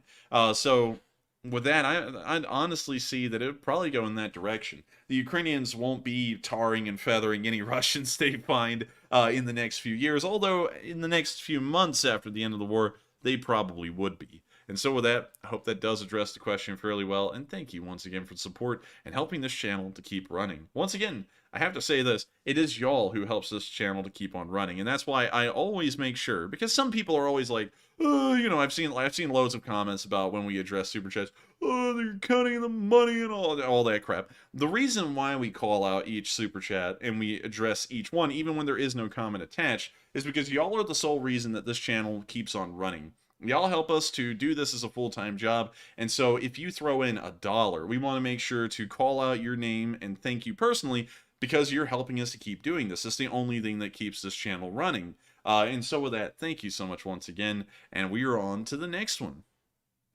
And I think Magic Sky Girl is giving out free toasters in the chat. I can't tell, but I'll have one if you are, because I can always use a toaster. I could use a toaster too. Yes. It looks like everybody wants a toaster. Magic Sky Girl, look what you started. But anyways, up next we have a $15 super chat from Mech Tactical, who says, "I noticed something, food for thought. The rail system off the Kerch Bridge is not out of service. Goods can be ferried across the strait, then picked up and loaded onto trains from there. Love your work, bro." And thank you for the support, and also thank you for enjoying it as well. I thank you for the kind words. And to address that is a good point, but at the same time, transporting it by ferry is going to be far slower than by train, and you have to also factor in the time of unloading that train and then loading it again, or loading a separate train on the other side of the Kerch Strait. That would be time intensive, and it would slow down the Russian logistics chain heavily. But still, the point does stand, and it is true, that they would still be getting the supplies across. It would just be at a much slower rate and at a lot smaller amount of volume. But with that, thank you so much once again for the support. I hope that does address the comment fairly well. And with that, we are on to the next one. All right, and up next, we have a $12 super chat from one of the decoders, WF2U, who says the president of Israel is in Washington, D.C., and he's going to present in his meeting with the U.S. president evidence that Iran is supplying drones to Russia. The Mossad gathered detailed info on them in Iran. And I thank you for the support, and that is something interesting to hear. Here's my thing. I don't understand why we're having to prove that the Iranians are sending the drones to Russia when we already know, and we have seen pictures, that they're Shahed 136s. I don't know why everyone's having to act like we have some kind of a responsibility to due diligence or anything like that, because we already know. They're right here. I mean, like, that is a Shahed right there. And here's a picture. Hang on, let me make sure. These are Arash 2s. And I was about to say that this is the only picture that doesn't look like a Shahed. But you see more pictures of Shaheds, probably inside of Iran. And even more of them right here. And it's unbelievable to think that we're having to try and prove that these things are from Iran when there's already clear evidence that they are. And we've known about them for some while. But I thank you so much for the support, and it's good to know that the Israelis are doing their best efforts to try and show that the Iranians are supplying drones. But at this point, with the evidence we've already seen, it may as well just be a clear fact, a clear truth, that the Iranians have been providing these things. And so with that, we are on to the next one. Thank you once again for sharing that information with us, so that way we can know that. I actually didn't know that, and I thought that the United States was already going to be acting off of the knowledge that these were Iranian. But with that, we are on to the next one. And thank you once again for the support and also an interesting comment. All right. And up next, we have a $10 super chat from Anthony, who says, Enforcer, do you know about the Austro-Hungarian Hellriegel M1915 gun from World War I and also Slava Ukraine? Hellriegel. Oh, it's this thing. These things weren't produced a lot, I don't believe. Yeah, yeah, there was only one built. And I've seen it before. I believe I saw it on Indy Nidell's World War I series when that was running years ago. Because I believe they covered some rare and obscure weapons. But this thing is really cool. I really like this thing. It's pretty neat. I believe it was an attempt, if I'm correct, at a submachine. Yeah, it was a submachine gun. So I guess you could say this would be in the same category as the MP-18 in a way. But it's just so bizarre looking. I mean, like, it combines the elements of old rifles with newer technology. And you would see this a lot in World War I and also in the post-war era. Well, yeah, the post-World War I era, and I guess you could say pre-World War II, where a lot of these guns were really emphasizing a lot of old design qualities, but at the same time, they're trying out new technology. Really cool. But yeah, pretty neat gun. Don't know a lot about it rather than I have seen it before. And let's see here real quick. The rate of fire, 650 to 850 rounds per... Oh, that's actually pretty quick. That's like 10 rounds a second at the slowest speed. Dang. Honestly, that's pretty nuts. It uses some kind of obscure caliber, a 9x23 Steyr. I don't even think those are produced anymore. And we can also see a picture of the guy testing it. Wait a minute, hang on, wait a minute. There was no way to mount the drum magazine onto the gun? It was like a belt-fed... What? Hang on, I never saw that before. And this one's using like some kind of a little box mix. Look at that mustache. I know, and look at the uniform. These guys had drip. Like, this is just cool. Also, look at the cool little carrying pack they had to make for it. It had little shelves in it with the magazines. That's pretty cool. Yeah, that's really cool. I mean, I love World War I stuff. Of course, y'all know that because the Enforcer is a World War I thing. But with that, thank you so much for the support and also letting us take a neat look at this gun. Of course, super chats are really the only time we get to ever look at anything obscure and interesting like this because it gives me a chance to do it with an excuse. But I would love to run streams where we just talked about random obscure things. I don't know if we could do that because we're going to start working on videos here in the future and that's going to eat up all the time I have. But that's still a really cool idea. And so with that, I thank you so much for the support. I hope you enjoyed us addressing this little drum. This little drum magazine fed gun. And it's just so bizarre. It's just so cool. But with that, we're on to the next one. And thank you once again. All right. And up next, let's see here. I'm trying to figure out if that's a bot. I'm not really sure, so I'll let that one go. But anyways, up next we have a $10 super chat from Ron Anderson, who says, watching the counter-fire radar a while back lets me know how they lack training or experience. We had camouflage, security, and air defense when we trained them to fight 25 years ago. Pathetic. And thank you for the support, and I would have to agree that the Russians are one of the most incompetent fighting forces in the world, and it especially starts to show whenever high-tech equipment gets involved, or what you could even call, like, is it even high-tech? I mean, like, compared to what we use in the West, it may as well be standard equipment or subpar equipment, yet the Russians seem like they're just deficient in the knowledge of how to use these things at all. And I would have to agree with you entirely that they are backwards in that regard. That the Russians have been proving themselves incompetent for about 9 months at this point. Let me actually do the math. 245 divided by 30. Divided by 30. So we're in the 8th month right now, I believe, based off of what I saw. But correct me if I'm wrong. And so with that, we are on to the next one. And thank you once again for the support, and also agreeing with me that the Russians are pretty incompetent in every degree. All right, and up next we have a $10 super chat from Texas T, who says, just saying thanks and keep up the good work. Your dedication is appreciated.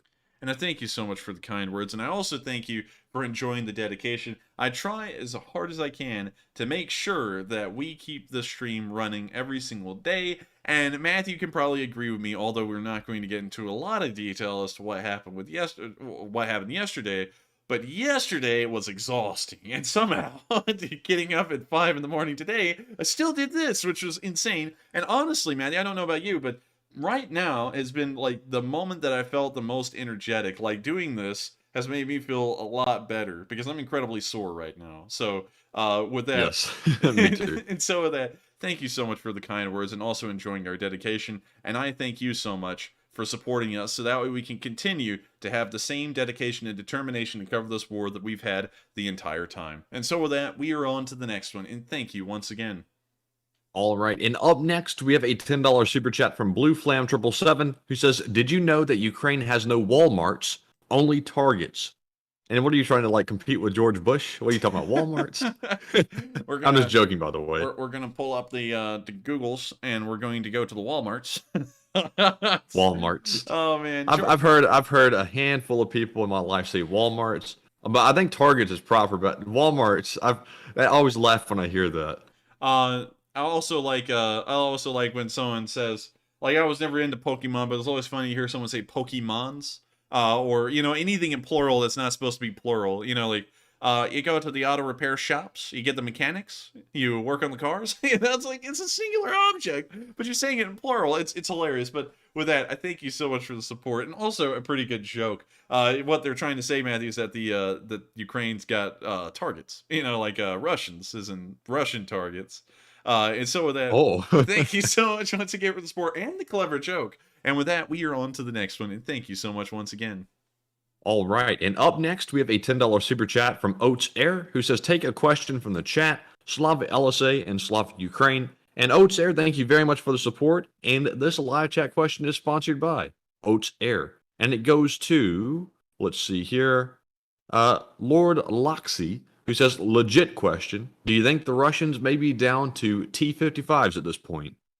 I don't think they're down there yet. I think that they will most likely be hovering around the T-62 realm for a long time, probably months, because they have a lot of them to draw on, thousands of them, and they could probably cannibalize a few hundred of them and get several hundred of them operational due to those spare parts. So in that regard, I would have to say, not down to T-55s yet, but they will be getting down to that range eventually, although I don't think they have a lot of T-55s in storage. It's mostly T-62s. But with that, I thank you once again for the support, and also a pretty interesting question. And so with that, we are on to the next one, and thank you once again.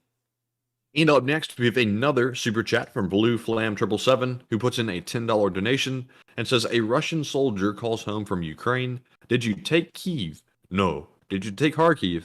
No. What did you take then? A blender, a washing machine, and 2 fur coats. And also some spare tape. that they found on the floor. Yes.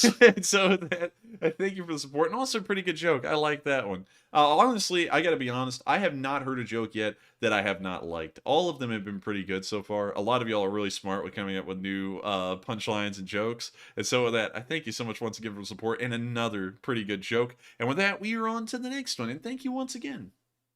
All right, and up next we have a $10 super chat from Jesse's RCs, who says, first time sending a super chat. You guys are awesome. Don't really have a question, but a suggestion. Have you ever thought of doing a marathon live 24-hour challenge? Slava Ukraine. And I thank you so much for the support. I have thought about it. I've actually talked it over with Matthew. And just in case if y'all do not know, the only thing that limits me is my brother and my mom, which when I brought up that idea, they're like, oh, you should not do that. You should not do that at all. And I was like, why not? Like, it's something that we have thought about, but it's just going to be so hard to do. And so, well, then again, that's the reason it's hard to do. We might run a 24-hour marathon stream. I don't know, Matthew. I mean, like, I don't know if you could be on for the whole thing, but would you be interested in maybe doing that as an idea? I think I'll just drop out of college and we can swing it. Maybe. And so with that, we will think about it. That's been something I've been thinking about and wanting to do for a fundraiser. But then again, you know, I think honestly we could do a similar length one, but 12 hours would probably be a lot more manageable. 24 hours would probably do us in. I mean, like 24 hours though. I mean, like that's dedication. That's raw determination. We'll talk it over after stream. But with that, I thank you so much for the support and a pretty interesting idea, and we will take that one under consideration heavily, considering that I've already thought about that before. And so with that, we are on to the next one. And up next, a big shout out to John Zedrin for putting in a $25 donation. He didn't leave a comment, but John, thank you very much for the support. And actually, I think that's the first time that John has supported the channel. And I thank you so much for the support, John. Of course, and actually I forgot to address both you and the last person who sent in a super chat. Both of y'all may have sent in for the first time. And I thank both of y'all so much, because it usually takes a decent bit to send in support to a YouTuber. Like, you know, it's like, do I want to? And for y'all to have done that, I thank both of y'all so much. It means a lot to me, and of course, it helps this channel to keep running. And so you're helping us to keep the lights on, helping to keep the donut fund running, the coffee fund going, so that way I can sit down and focus on this full time. And so with that, I thank you so much once again. I hope that does address the comment fairly well. And thank you to both of y'all once again. And so with that, we are on to the next one. All right, and up next, we have a $10 super chat from Honeybee Care, who says, great job, guys. Put it to the gas, pizza, or coffee fund. Your choice. Grab a question from the live chat. And also, thank you so much for the support. I'm going to be putting that one towards the pizza fund, because I was actually talking to Matthew today about getting a pizza tomorrow. And so with that, thank you so much. Yes, we're planning far ahead. We're discussing pizza for tomorrow. Yeah, so we're like, what's for supper tomorrow? So with that, thank you so much once again. I hope that does address the comment fairly well. And we're now going to address that live chat sponsored by you. And so with that, what do we got, Matthew? All right. And I'm trying to look through the live chat real quick after I grab this other super chat. All right. So going up to the live chat, it looks like we have a question from Vito Lucina, who says, do you think if Russia does use a nuclear ICBM, do you think they'll fully evacuate troops beforehand, or would they just not care? They wouldn't be able to evacuate the troops. They would most likely have to fire it behind the Ukrainian lines because of the troops retreat. The Ukrainians advance forward, and the Ukrainians will always keep the same distance from the Russians that they already have. So they would have to just drop the nuclear weapon a little bit behind the lines and hope that the soldiers there don't get caught in the wash. So with that, I hope that addresses the question fairly well. And with that, we are on to the next one. And thank you once again for the support and a pretty interesting question. All right, and up next, big shout out to DSMA. I'm not really sure how to say your name, if it actually like spells a word or if it's just initials, but they put in a $10 donation, and don't leave a comment, but thank you very much for the support. And also, that was a really good question you had earlier in the live chat, and I think we were able to get around to answering it in full. But once again, thank you so much for the support. And Enforcer, would you like to add a few words? Yes, I thank you for the support, because it means a lot to us, and it helps this channel to keep running. And I say that, like, y'all don't even know, like, it feels so lame to say the same thing over and over. But I have no better way to say it, and I hate to say that because I keep on thinking of new ways to come up with ways to say it. But y'all are the way, and I'll try and come up with a new way here. Y'all are pretty much the way that the heart of this channel keeps pumping for the blood to keep flowing, for the channel to keep running. Through y'all's support, we're able to cover this full time as a job. And so I thank you so much once again for your support and helping us to continue to run this channel. I hope that was a new way of saying it. I hope it sounded a little bit original, because I always want to come up with new ways to thank y'all and let y'all know how much we appreciate y'all's support. And so with that, we are on to the next one, and thank you once again. All right, and up next we have a $10 super chat from Susie Q, who says, Enforcer, I don't mind when you start getting real descriptive. It reminds me of that blind boy that listens to you from way back. Wonder how he is. You guys are the bomb. And thank you for the support, and also thank you for the very interesting comparison. I try to be descriptive at times, but here's one thing that I think. I think that by and large, things should be simple to consume. It shouldn't be too difficult. People try and make things too difficult that are quite simple. For example, attorneys make things a little bit too difficult most of the time. They always want to. An average attorney always focuses on the abstract. And it's like, why focus on the abstract when you can focus on the simple? You know, like, just focus on... You know why that is? Why? Billing. That's probably true, but still, I think everything ought to be simple.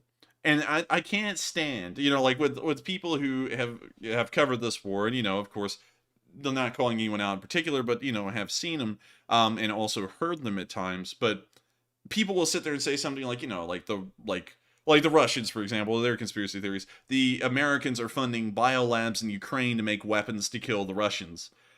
Why? How in the world does that even make any sense? Like, logically, you know, like, when you tear that down, why would we put the labs in Ukraine? Why wouldn't we put them in America where they would be safer? You know, like, stuff like that. Like, I don't know why people have to act like things are incredibly complicated. Things in real life are the simplest they can get. They're simple because people have to do these things every day, and for that reason it has to be simplified to a point that it can be done every day. It can't be overly complicated. And that's why I like to cover things simply for the most part, because why get into detail? You know, like, there's always this small group of people, and most of them have been axed at this point because they go mental, but, like, you know, I'll sit there and talk about the AGM-88 harm, and it's an anti-radiation missile. And in the simplest terms, that means it's fired from a plane, and the missile targets a radar and destroys it. But then someone gets pissed off because that wasn't descriptive enough for them. You see, it launches with a kilonewton force of 80. It then flies at 30,000 feet for 5 miles. It then goes into a 30-degree shallow dive. And it's like, who cares about any of that information? It's great if you're in the Pentagon. It's great if you're in the Department of Defense and you're trying to design a new anti-radiation missile that outperforms the previous one. But what does that matter for the most part to people like you and me? It doesn't matter at all. All we need to know is that the missile targets a radar. That's all that's needed to know. And that's why we usually cover things simply, because it's like, why bog us down with redundant, useless information? Just make it interesting so that way everyone can watch it and enjoy it. That's just how we run things. That's why Matthew's video, the last one he made, was more so focused on just getting the general gist and not going into the exact details of kilotons and all that, because why? I mean, like, those kinds of specific details for the most part won't really matter. And so with that, I thank you so much once again for the support. I'm glad you do enjoy the rabbit holes that we go down, because I try and keep them few and far in between, and I'm glad that they're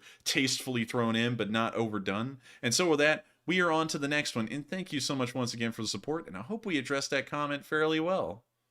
All right, and up next we have a $20 super chat from Sean Tiz, who says, "Night to such a great community, smart, funny, generous, and a little bit twisted." Well, I thank you so much for the support, Sean Tiz. Of course, we thank you for the support. And I gotta say, the Lee Spring Army is the greatest community on earth. Said it a million times, they are. We've supported Ukraine the most that I know of publicly on YouTube, beyond one channel, and they're like the largest one on YouTube. We've just done so much, the Lee Spring Army has, and I've got to thank each and every one of them, because without the Lee Spring Army, none of this would have been possible. And we've been able to pull it off thanks to y'all. And so with that, thank you so much to everyone once again. And thank you so much, Sean Tiz, for the support to keep this channel running. So that way we can keep on doting on the Lee Spring Army because of how impressive and how great they are. And so with that, we are on to the next one. And thank you once again. All right. And up next, we have a $10 super chat from Aaron Green, who says, breaking, General and Colonel in the Islamic Revolutionary Guard in Iran are deceased. What? Hang on. Let's pull up Iran news. Iranian man, the first thing I see 13 hours ago, Iranian man who didn't wash for half a century dies at 94. I guess that's the general. Let's see. 2 Revolutionary Guards shot dead in Iran amid unrest. Let's see. I can't find anything about the general and the colonel, but I found that the dirtiest man is dead at 94, and also see that 2 Revolutionary Guard members were killed. So I'll have to try and look into that information after stream, but thank you for tipping us in on that, and I will see if that is something that we'll need to cover on stream, considering that the situation in Iran appears to keep on going a little bit further and further out of control. And with that, we are on to the next one, and thank you once again. All right. And up next, we have a $10 super chat once more from BC Skyman, who does not leave a comment this time. But BC, thank you very much for the support. And sadly, I think he's already gotten off for the night. But Enforcer, would you like to add a few words? And I thank you for the support, BC Skyman. You've already thrown in support before, and I've got to thank you again so much for helping out this channel and always sticking with us to cover the news. It means a lot to us that you help us to keep this thing running, and of course, thank you so much once again. I can't say it enough, and it always feels like every single time that you come through, because you've been here since day 4, and you've been supporting us ever since, I always feel like the amount of thanks I should give is just unlimited, because you've helped us out so much. But unfortunately, all I can say is 2 words, and that's thank you. And so with that, thank you so much once again, and we are on to the next one. All right. And up next, we have a $10 super chat from Gucci the Pug, who says, my pug went with me all the way to Stockton, California to donate ballistic plates and other equipment. Rough area, but it's worth it. I met my Ukrainian fiance for the first time in Poland.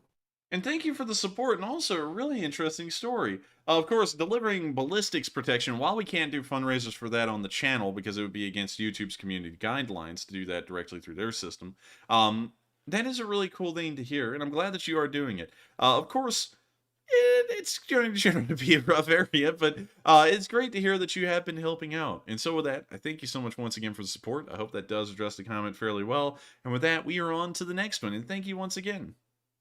All right. And up next, we have a $10 super chat from John Vidar Laring, who says, Namo Ramjet 155mm artillery shell has passed test fire from NATO 155mm cannon.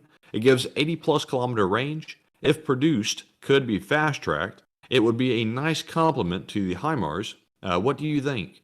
I would have to agree entirely, but one thing I will have to say is that technology is brand new for the United States, and I believe that that would most likely start to get into a breach of national security. And I can't say this though, that thing would be great to be in Ukraine. That's one thing I can say, but I cannot say that it should be in Ukraine, because what if, for example, an M777 position somehow got hit, it got abandoned, and later on the Russians somehow made their way to it and grabbed one of these brand new shells. Not that the Russians have the industrial capability right now to do anything with that, but if they did later, they could reverse engineer that this ramjet shell and then start producing them themselves. And so we might want to keep that in the United States for now, just to make sure that we still have the cutting edge technologically, and there's no chance of it falling into enemy hands.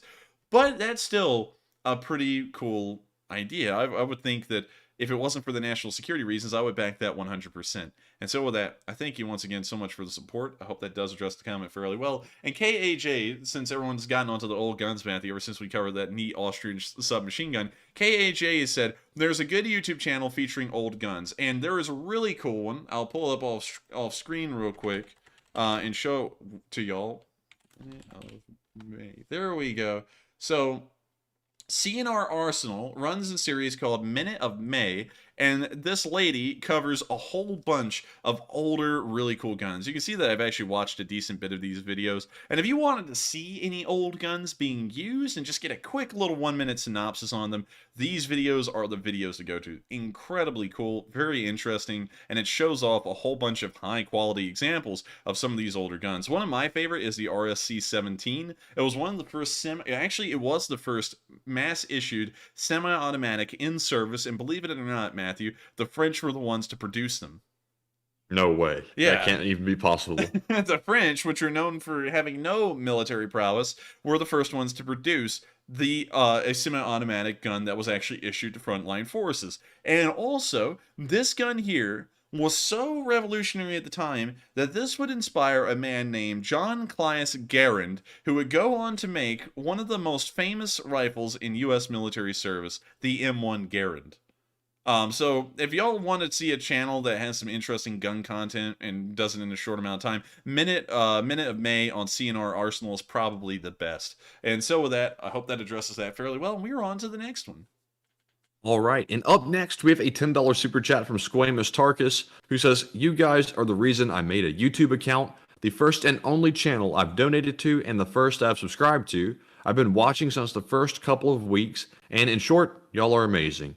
And Squamous, I have to say, that is probably one of the top 10 super chats we've ever received. That is very high praise, and thank you so much for the extremely kind words and compliments.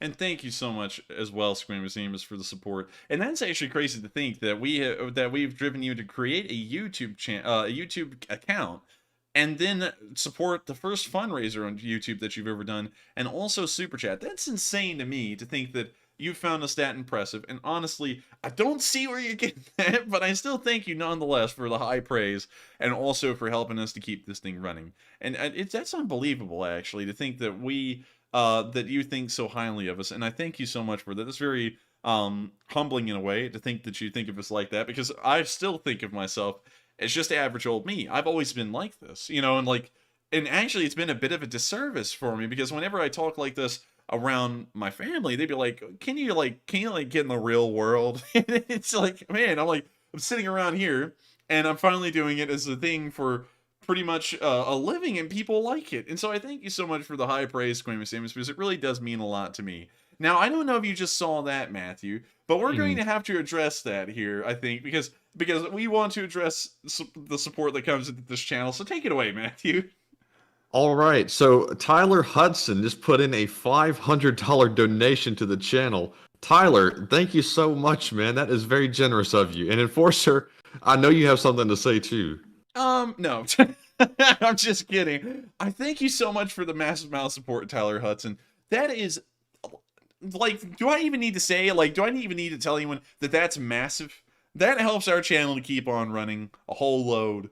And I thank you so much, Tyler, for throwing in a $500 super chat. That is unbelievable. And I thank you so much for enjoying this channel to such a degree, and you find us to be such a good channel that you would want to support us that much to keep us running. That will help us to keep running for quite a while, and I thank you so much once again for the support and helping us to keep this thing going. I mean, you didn't even leave a comment. He didn't say anything. That left it mysterious. Yeah, we don't know any idea what that was for or anything. Man, that one right there, a $500 super chat, I feel like it ought to have something attached to it, because yes, Tyler, you got to send in a question, man. For 500, you have to send in a question. Send in a question, send in a comment. We got to have something to respond to there. But I thank you so much, jeez, for supporting us like that. That is a lot of support, and I got to thank you from the bottom of my heart for helping us out, because that's going to help us to keep things running here behind the channel, and help us to keep the lights on, so that way we can keep on doing this. And so thank you so much once again. And I think that's one of the largest super chats that we've ever had come in, next to Walter A. Lakota, who sends in that much every 3 weeks. And so with that, thank you so much once again. That's unbelievable. And with that, we are on to the next one. All right, and up next we have a dang, Tyler's made me lose my spot. Let me see where I was here for a second. So up next, we have a $10 super chat from Gucci the Pug, who says, "A lot of people saying mail order. Not true. We are both the same age and very happy with each other. We met online before the war. Haters gonna hate." and I thank you for the support. And who is this? Wait, what's the context behind this again, real quick, Matthew? So it was Gucci the Pug in their previous super chat said that I met my Ukrainian fiance for the first time in Poland. So I'm guessing somebody was trolling him in the chat, but they were probably just trolling. And I thank you for the support, Gucci the Bug. And it sounds like you may have gotten one of the first doses of bots attacking you. And I gotta tell you this, and from my personal experience, it will get under your skin a little bit with some of the comments they say. I've seen some pretty wild things that people have said, you know, and it sounds like someone said something weird to you, like you have a mail order bride, which is just weird, you know, and really off base. Yeah, and really rude to say. Like, that's just incredibly rude. But we've had a whole bunch of stuff like that too, so I can empathize with you. Like, we've had people saying that we work for George Soros and we pay Starsky to come on stream, and we're stealing all the fundraiser money, and we're eating babies and all kinds of weird stuff. Like, if you can think of it, it's been said to us at some point or another. I've had some really crazy emails. But don't worry, Gucci the Pug. You didn't even have to throw in a super chat to say that. It's totally fine. I assumed that y'all just met in Poland like one would, and it was no problem to me at all. So don't worry about the bots. Don't let them get under your skin, because all they try and do is just instigate. So with that, I thank you so much for the support. Don't worry at all. I don't think anyone was thinking anything weird about that. I think that was just some bot trying to get to you. And so with that, we are on to the next one. And thank you once again for the support. Yes, and also Gucci the Pug, like the Enforcer said, that's just a taste of what we go through with some of the bots in here. There's some very interesting comments that come through occasionally, but luckily we just sort of shirk it off most of the time. But anyways, let's see here. Up next, also I see everybody saying, let's hear a yeehaw for Tyler's donation. I'm scared to do a yeehaw because of the place that we're living now, but unfortunately, I'm going to give it a shot and try to muffle it. Hopefully, it doesn't sound like pitiful or anything like that, like a dying animal. All right, real quick before you do, I'm going to take off my headset to hear how loud it is from here. So go ahead. Okay. Harley can hear it. That was like super muffled. Yeah, it sounded okay on the mic. Well, the headset, and I could hardly hear you from my room. I think it was okay. Also, you know, man, I think we ought to just tell people what's happened, because, you know, we have to change a couple of things just a little bit. So what's happened, now that it's happened, you know, I guess there's no harm in saying, we have moved. We're now in an apartment. So, so that's why you may have noticed it. Not really shouting a lot, because usually if like when Tyler Hudson threw in $500, I would have been like, oh my God, and I would have been like screaming and everything. But I can't, because now there's a tenant right behind my wall. So, with that, I hope that addresses what has happened behind the scenes and why Matthew, I guess, can't really do as many yeehaws as he used to. But with that, I thank you so much once again, everyone, for asking Matthew to do a yeehaw. It's a classic on here, and we're going to have to find a way for Matthew to keep doing them while we're here. And so with that, we are on to the next one. That was better than my usual yeehaw, so that actually works better. So we won't have the cops called on us after all. But anyways, up next we have a $7 super chat from VPCZX, who says, Enforcer, it's my nation of Kazakhstan's. I mispronounced it again. Kazakhstan? Kazakhstan, Day of Sovereignty, or Day of the Republic. Also, we have a presidential election next month. Hey, and happy Kazakhstan Day. Of course, all of y'all may know that Kazakhstan, greatest country in the world. I'm just kidding. That's the thing from Borat. And if you've ever seen Borat, that goes unhinged. I mean, like, I know that some people enjoy it, but I've tried to watch it, and honestly, it's a little bit too unhinged for me. You know, that's just me. But still, it is funny in its own ways sometimes, and, you know, he's done some pretty crazy stuff. Anyways, moving on from that. Happy Kazakhstan Day. That's really cool, and I actually didn't know that was happening today. And also, it's really cool to hear that you'll also be having an election in a month's time. Now, one thing that is really cool is that I actually know someone from Kazakhstan. They are from the north, and they're actually a Russian-speaking, I believe it's a Kazakh. Correct me if I'm wrong. I believe that's what Kazakhstani or a Kazakh. I'm not really sure which one it was. That's but Borat. What? I said you'll have to ask Borat. Maybe. But she actually spoke Russian, and one thing that was interesting to me, and y'all may not know, is that in Kazakhstan, they have segregated schools. Schools for Russians, and then schools for I guess you could say, the indigenous Kazakhstani people.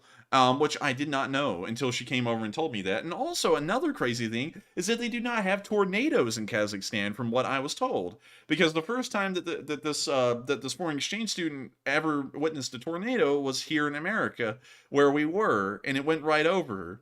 What she said was terrifying, and I'd have to agree. I've been living here the whole time, and those things are still terrifying. And so with that, I thank you for the support, and also, happy Kazakhstan Day. And so with that, we are on to the next one, and thank you once again.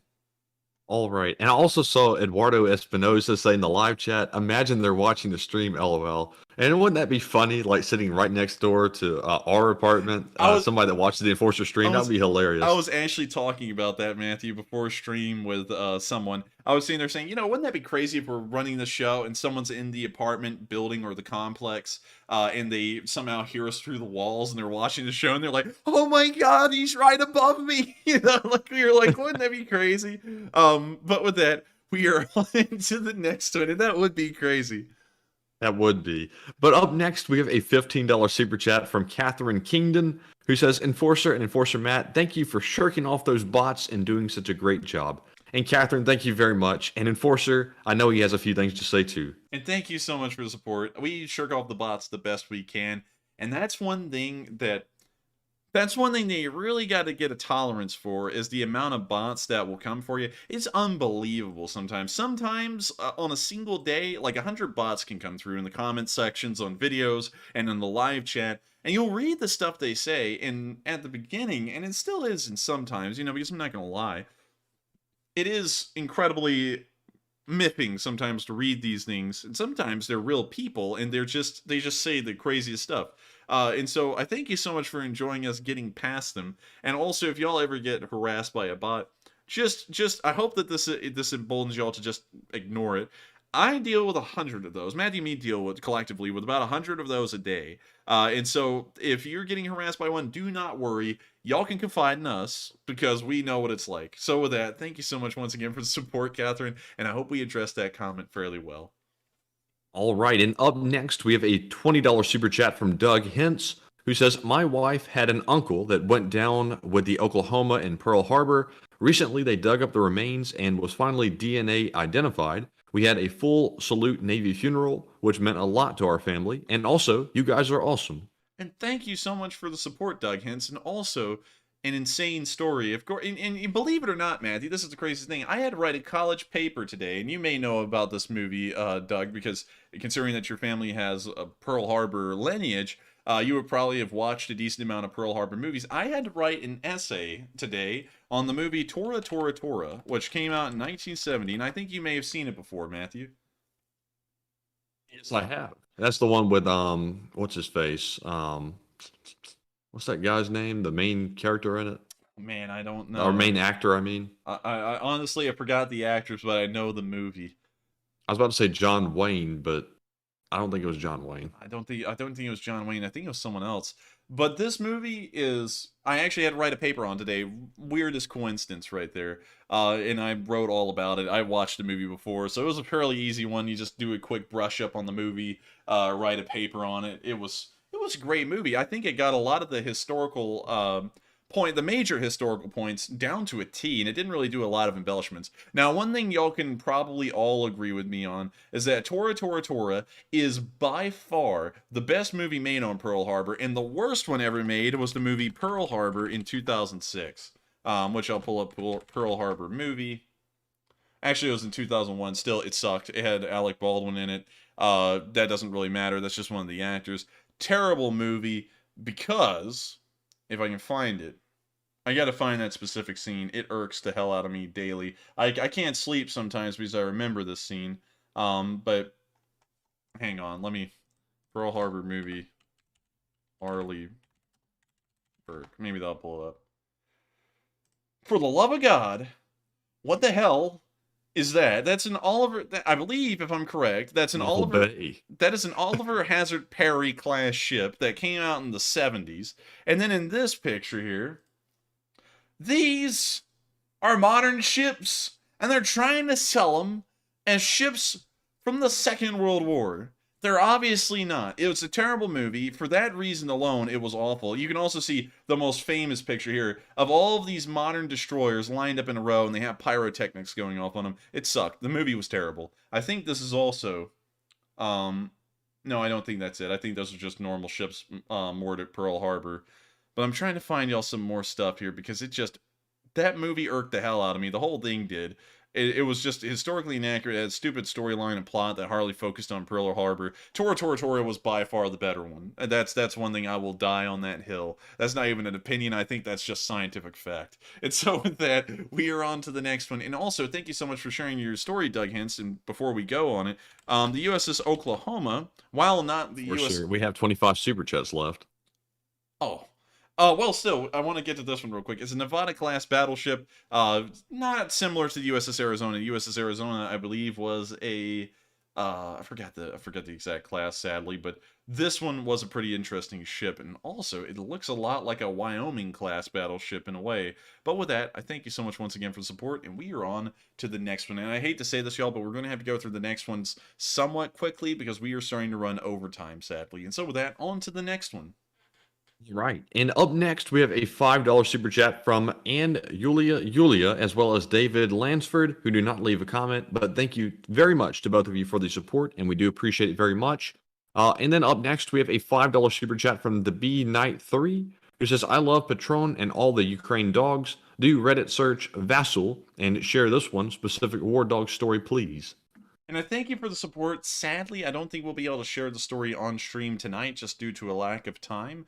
But I do thank you once again for the support, and we will see about pulling that up off stream and looking at it when we can. And so with that, we are on to the next one, and thank you once again.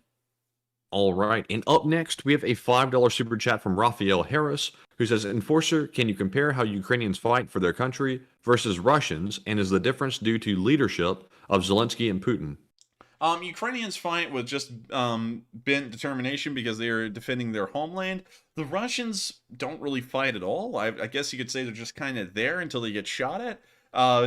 There's really no morale. There's really no conviction to what they're doing. It could come down to leadership. It could also come down to the fact that Ukrainians are defending their existence and the Russians are not. And so by that alone, the morale is going to be fairly significantly different. And so with that, I thank you so much once again for the support. I hope that does address the comment fairly well. And with that, we are on to the next one. And thank you once again.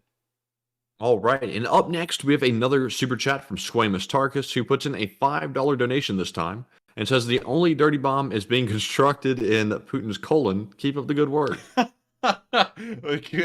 Good play on the joke again. So thank you so much once again for the support. And with that, we are on to the next one. And real quick, Matthew, I wanted to address a live chat. I know we have a lot of super chats to go, but I wanted to address a live chat from a new viewer called Aquarius Dragon. He says, I knew you were going to do it. Yeah, I knew it. Well, because I always want to clear this up. So are you guys veterans in the U.S. Army, or what made you start this channel? Because I'm new to here. I sued to watch Ukraine War live stream when it started was intense. That was supposed to say used, not sued, LOL. So to answer that, we are not veterans and we've not served in the U.S. military. I am a history major in college, and so I base a lot of this off of my, I guess you could say, historical knowledge off of how wars went in the past and how this one should be going now in the larger picture, and then also try and compare firsthand excerpts sometimes. That's a somewhat more rare occasion.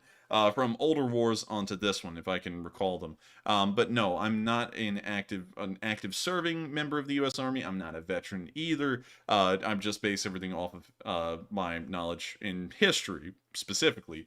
And also that expands into whole other things like sometimes support, aid, all that kind of stuff. Just wanted to make that clear because sometimes some people come in here and they expect a veteran, and I'm not one. And so with that, we are on to the next one. And also, I'm not sure if you asked for both of us, but also I'm a political science major, if it means anything. But that's the only thing we don't talk about on the stream is politics. So it's useless for my use on this channel. But also soon to be law student. I think also Enforcer is a soon to be law student too. Yeah, we both are definitely, well, probably going down that route. So with that, we are on to the next one. All right, and up next, we have a $5 super chat from Mike Griffith, as well as a $5 super chat from Suzuki Sullivan, as well as Still Thinking. And they say LSA. And thank you all very much for the support. And Enforcer, would you like to add a few words? And yes, I would like to thank each and every one of y'all for y'all's support, because y'all help this channel to keep on running. And without y'all, this would not be possible. And so with that, I thank you so much once again to each and every one of y'all. And with that, we are on to the next one.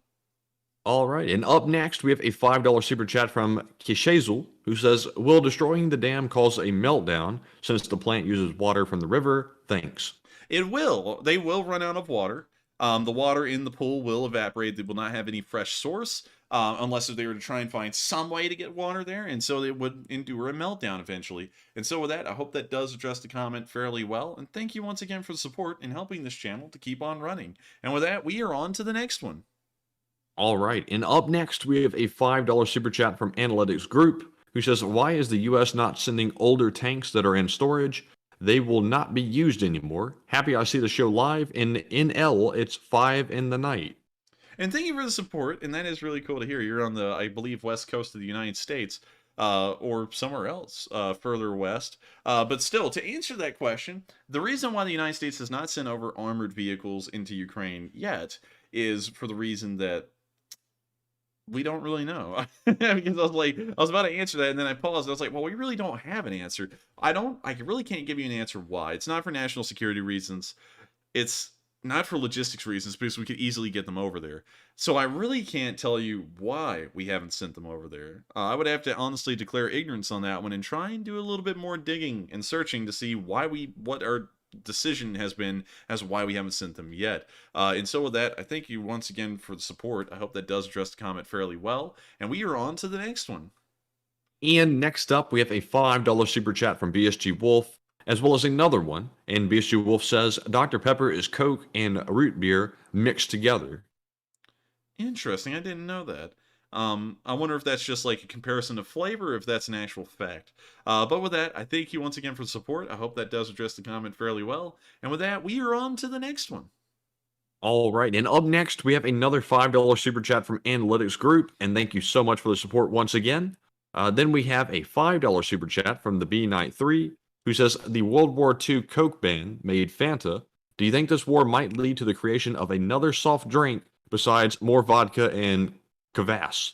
I don't think it will. The Russians are deficient on sugar supplies, and so they'll most likely have to try and find a way to do something that doesn't really require a lot of sugar. Interesting fact, man. Did you know that that a famous general from the Second World War in the Soviet Union, Zhukov, have you ever heard of Zhukov?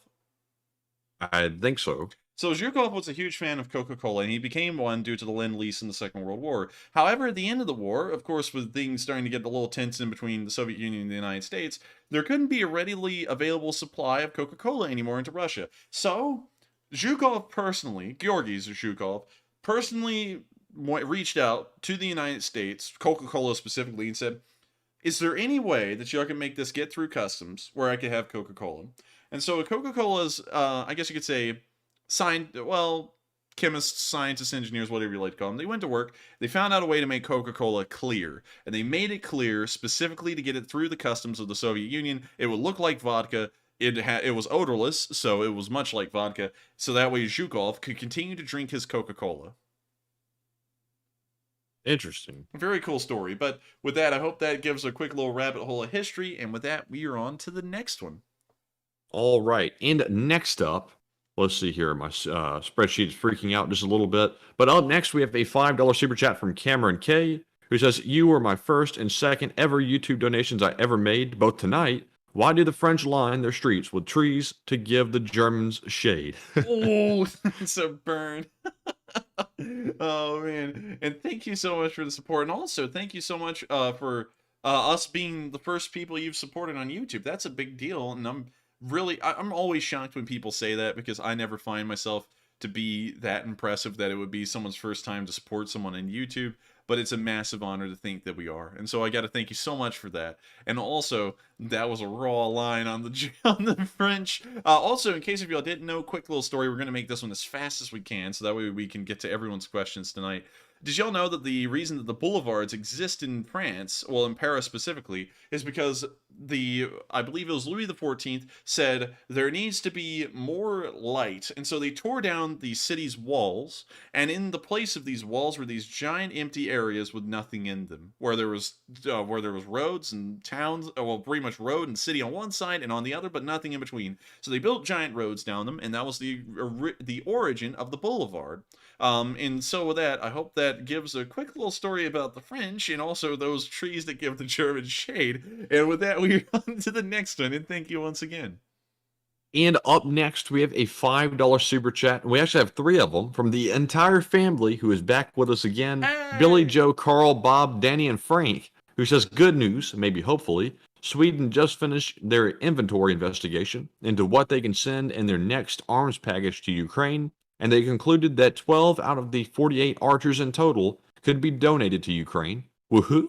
But hold your applause, our newly elected government haven't decided yet whether they will send these, but it's quite likely, I think. Also, Robot 70 is on the table. Stay tuned for further updates. Wink, wink. And I thank you so much for the support, the whole family. And also, I would have to say, that was actually a lot to cover. I'm trying to think of where to start off. Could you reread that again real quick, Matthew? The entire thing? Yes, in small segments, so that way I can remember it all. Let's see. Sweden just finished their inventory investigation into what they can send into their next arms package to Ukraine.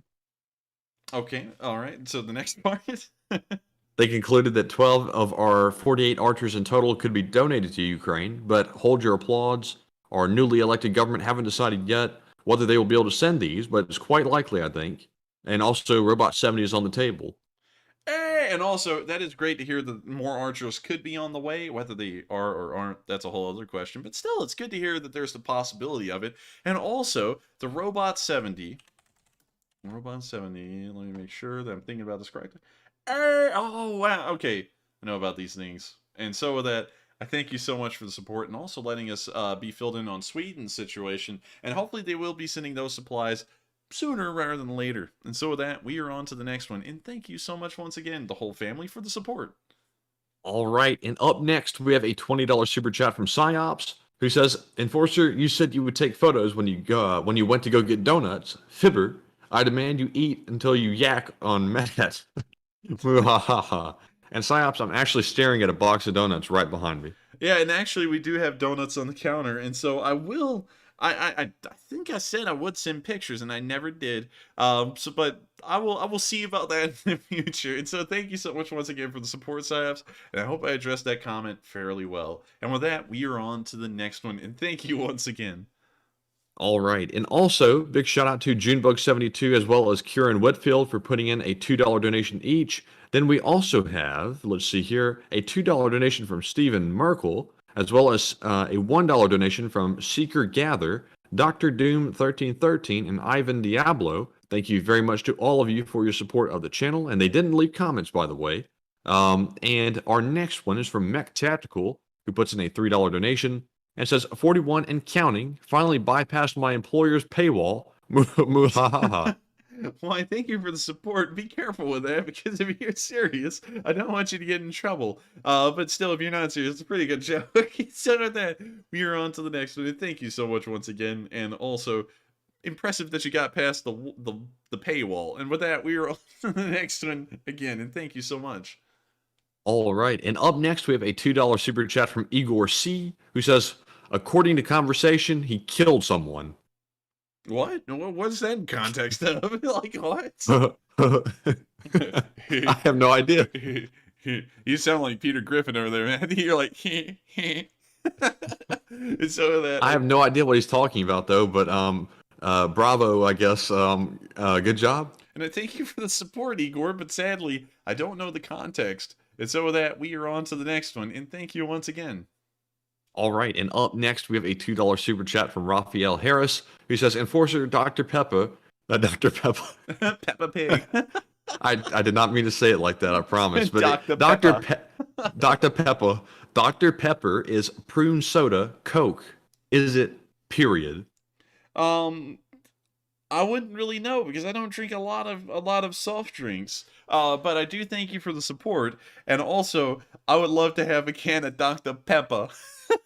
It's like somebody from Boston would say that. From Boston. Hey, I'm walking in. Can I have a Dr. Pepper? Yeah. But with that, we're on to the next one, and hopefully that was okay. I know that everyone from New York is about to flame me. Oh shit! But with that, we're on to the next. Whoa. But anyways, up next we have a $2 super chat from Chris Webb, who says coffee and puts a picture of the coffee and says fund. Well, I thank you for the support, and I thank you for helping out the coffee fund as well, because with that, I'm able to keep hyped up for 3 hours and 30 minutes as of right now. And so with that, thank you so much once again, and we are on to the next one. And up next, we have another $2 super chat from Raphael Harris, who says, in reference, tactics, the misdirection, recapture Chernihiv. Sadly, I don't think I know what that is saying, but I do thank you for the support. And if you're talking about the Russians attacking Chernihiv, I would consider it unlikely, considering that would have to start a brand new front, brand new logistics, and that's something that the Russians most likely could not afford to do right now. But with that, I thank you so much once again for support, and we are on to the next one. All right, and for our final super chat of the night, we have a $1 donation from Vanilla RPG Soundtracks, who says, talk about Krim 2, funded by Saudi Arabia, kaboom. And also, I thank you so much once again for the support. And to speak of the FRIM is a short-range ballistic missile, well, not short, it's like an intermediate-range ballistic missile, really, made by the Ukrainians recently. They have a small inventory of them. They were funded by a couple of countries. I believe one of them was Saudi Arabia, like you said, and they have a range of about 500 miles at the most, I believe. So with that, I hope that addresses the question fairly well. And so with that, we are on to the next one. Thank you once again for support. And also to address Aquarius again, considering he's a new viewer, we will never be live on camera during these streams, because I feel like that makes these streams when we're covering this news almost like a react channel. You know, like, hey, let's watch like Captain America or something like that and watch me react to it. That's how I feel like having a face on stream while covering this news is like. So I would rather have my face off stream and put it on videos and other things like that I feel wouldn't really cheapen it. I feel like putting my face on this kind of news would cheapen it a little, because then people would probably be looking at my reactions more so than the news and what we're trying to focus on, which is the war and supporting Ukraine. And so with that, we are on to the next one. All right, and we actually had one more super chat come in, this time from Digital Bladeka, who puts in a $7 donation and says, I appreciate you enforcers for keeping it up every night. I watch every night and appreciate you. And thank you very much, Digital Bladeka, and thank you for being around for a very long time. And also, I really like your profile picture of the Ukrainian soldier on Snake Island saying F you to the Russian war shield. Yeah, and also, thank you so much, Digital Bladeka, for enjoying the efforts that we put to make sure that this news comes out every single night. Of course, I thank every single one of y'all for finding it worthwhile to watch. And also, I thank you so much for the kind words as well, because they do mean a lot to us, and your support helps this channel to keep on running as well. And so with that, we are moving on to the next one. And thank you so much once again for the kind words, Digital Bladeka, and the support. All right, and we're on to our live chat questions. And first up, we have one from Happy Dragon, who says, Enforcer and Matthew, when Ukraine wins the war, if Putin is put in jail, where would that be? Or do you think he will just be assassinated by his own? Did you say this was a live chat? Yes. Oh, crap, we're already on the live chats. So real quick, because I was hoping that you would segue us into that, Matthew, so I could say this. Due to time constraints tonight, I believe we'll only be able to answer 5 questions from the live chat. So with that, can you reread that one? And that's going to count as the first one. Yes. If Ukraine wins the war, if Putin is put in jail, where would that be? Or do you think he will just be assassinated by his own? I believe that if he was put in jail, he would most likely be put in some kind of a central Moscow jail, and then once that happens, he'll be sent to a more secure facility further on inside of Russia, or he would probably just be assassinated. Honestly, I don't really see him surviving. I think he would probably get killed. And so with that, I hope that does address that question, and we are on to the next one. And up next, we have a question from Woody Stems, who says, are the Ukrainians still using Bayraktar drones? We haven't heard them mentioned in weeks, and is Turkey still supplying them? The Ukrainians are using Bayraktar drones. They've been classified state secrets now, and so for that reason, we don't get a lot of footage of them in use anymore, but not a large amount of them have been shot down. We have seen about 2 on film get shot down out of the at least 10 that we know the Ukrainians have. So there are survivors out there, at least 8 of them or more at this point, that are still flying around and conducting operations. So they still do exist. It's just that we can't see videos of them because they're state secrets, and those are released occasionally. And with that, we are on to the next one. I hope we answered that fairly well. And up next, we have a question from Astrai Catharsis, who says, there were some reports that the orcs have been reinforcing Kherson. Was the retreat a feint? The retreat is not a feint. It's still going on as far as we can tell, and the Russian forces are getting a little bit weaker in this area. However, they could be reinforcing Kherson, so that way, if the Ukrainians start to push, there will be a kind of a bubble around one of the last places that Russian forces can cross, so that way they can conserve as much of their forces as possible. Because while they are retreating across the river, they have to make sure that the Russians aren't getting caught in some kind of a bubble on the northern side where they get killed while they're trying to cross. So that may be the reason why they're setting up defenses in Kherson for the time being. And so with that, I hope that does address the comment, and we are on to the next one. I believe this is the second to last one of the night. Yes, and before we get to that, we do have one more super chat from the entire family. Billy, Joe, Carl, Bob, Danny, and Frank, with the exclamation mark at the end, who says the Robot 70 is a nice addition, but the 12 archers are really nice and long overdue. They're quite over-engineered though. Me don't like too much. And I thank you so much once again for the support, the whole family. And to address that, I don't think over-engineering is too much of a bad, well, sometimes it is. It's if it's over-engineered to the point that the technology and the parts it's made up of cannot really sustain the over-engineering, then I consider it too much. But if it's over-engineered where it's just double redundant and stuff, I actually consider that a good thing. But that's just my opinion. But I do have to agree, the archers being sent would be incredible. Those things have a high fire rate, a decent range, all around good artillery pieces, and not only that, easy to use for the crew, which is very important, and it lowers fatigue. And so with that, I thank you for the support once again, and I hope that does address the comment. And also thank you so much, the family, for supporting us, and also like your profile picture, which is that dog from that game. And so with that, we are on to the second to last question of the night.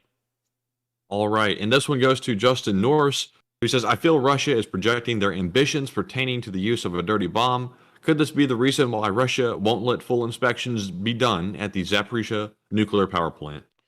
That could be the reason, but once again, I'm not entirely sure, because there's a lot of leeway there, and of course, while I try and answer questions the best I can, I also don't know everything, so sadly, I think I'm going to have to declare ignorance on that one for the most part, because I think the answers to that would have to largely be assumptions, and I don't want to make too many assumptions.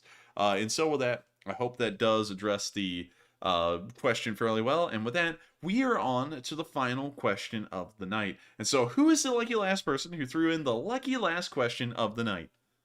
All right, and that person is Richie MC, who says 8 months into the war and still Ukraine needs better defense weapons. What do you think of the proposal of the Hawk weapon system by the U.S.? To me, it's a joke. The Hawk. Oh, you're talking about the Hawk surface-to-air missiles, aren't you? Hawk SAM. Oh god, yeah, these things are old as Methuselah. Like, if we go down here and we look at the development phase, let's see here. Let's see. August 1960, these things were introduced. At that point, is it even competent? No, I mean, like, it's so old and out. I wouldn't consider these things usable, to be honest with you, Richie MC. I do believe that support should be sent over, but if it's going to be laudable like this, may as well not. It's not even going to help out much. But I mean, well, I'm thinking about that again. Maybe, but not really. I don't see it either. I would have to agree with you. But I haven't heard of that, though. But I will look around and see if I can. And so with that, I thank you so much once again for the comment, Richie MC, and I hope that the U.S. sends over some decent support as well. And so with that, we have reached the end of tonight's stream. And of course, thank you so much for the 10 euros from Sharky, which helps this channel to keep on running. Thank you so much. And right at the very end, and of course, if you enjoyed this stream and you would like to see more, please make sure to hit the like, comment, and subscribe, because if you subscribe, you will know when these streams run, which is every single day of the week, except for Mondays at 10 p.m. Eastern Time. And so, I thank you all so much once again for watching this channel, helping us to keep this thing running, and also enjoying tonight's news. I enjoyed covering it, and I hope y'all enjoyed watching it. And so with that, it's now time. Believe it or not, we are not going to be cutting to the stream ended card immediately. We now have an outro. And so with that, I'm going to let the outro play, and I'll see you all tomorrow at 10 p.m. Eastern Time to cover the next 24 hours of the war in Ukraine on day 246. Good night, everyone. Take care and stay safe. All right, and we're muted. I'm trying to see if this audio sounds good on this outro because it looked like it may have been a little miffed earlier. Tonight was an impressive night. Are you paid for rent?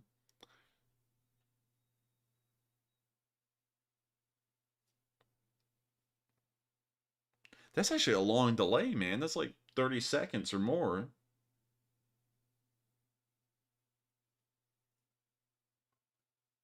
Oh.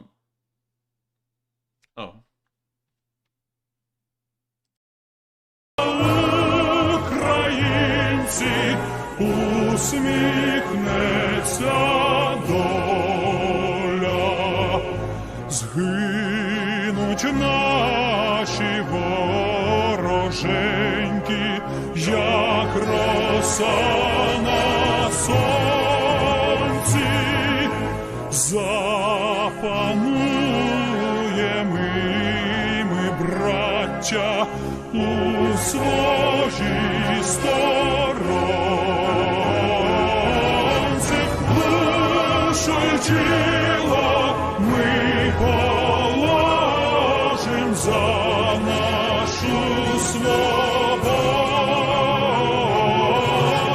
і покажем, що ми браття козацького роду,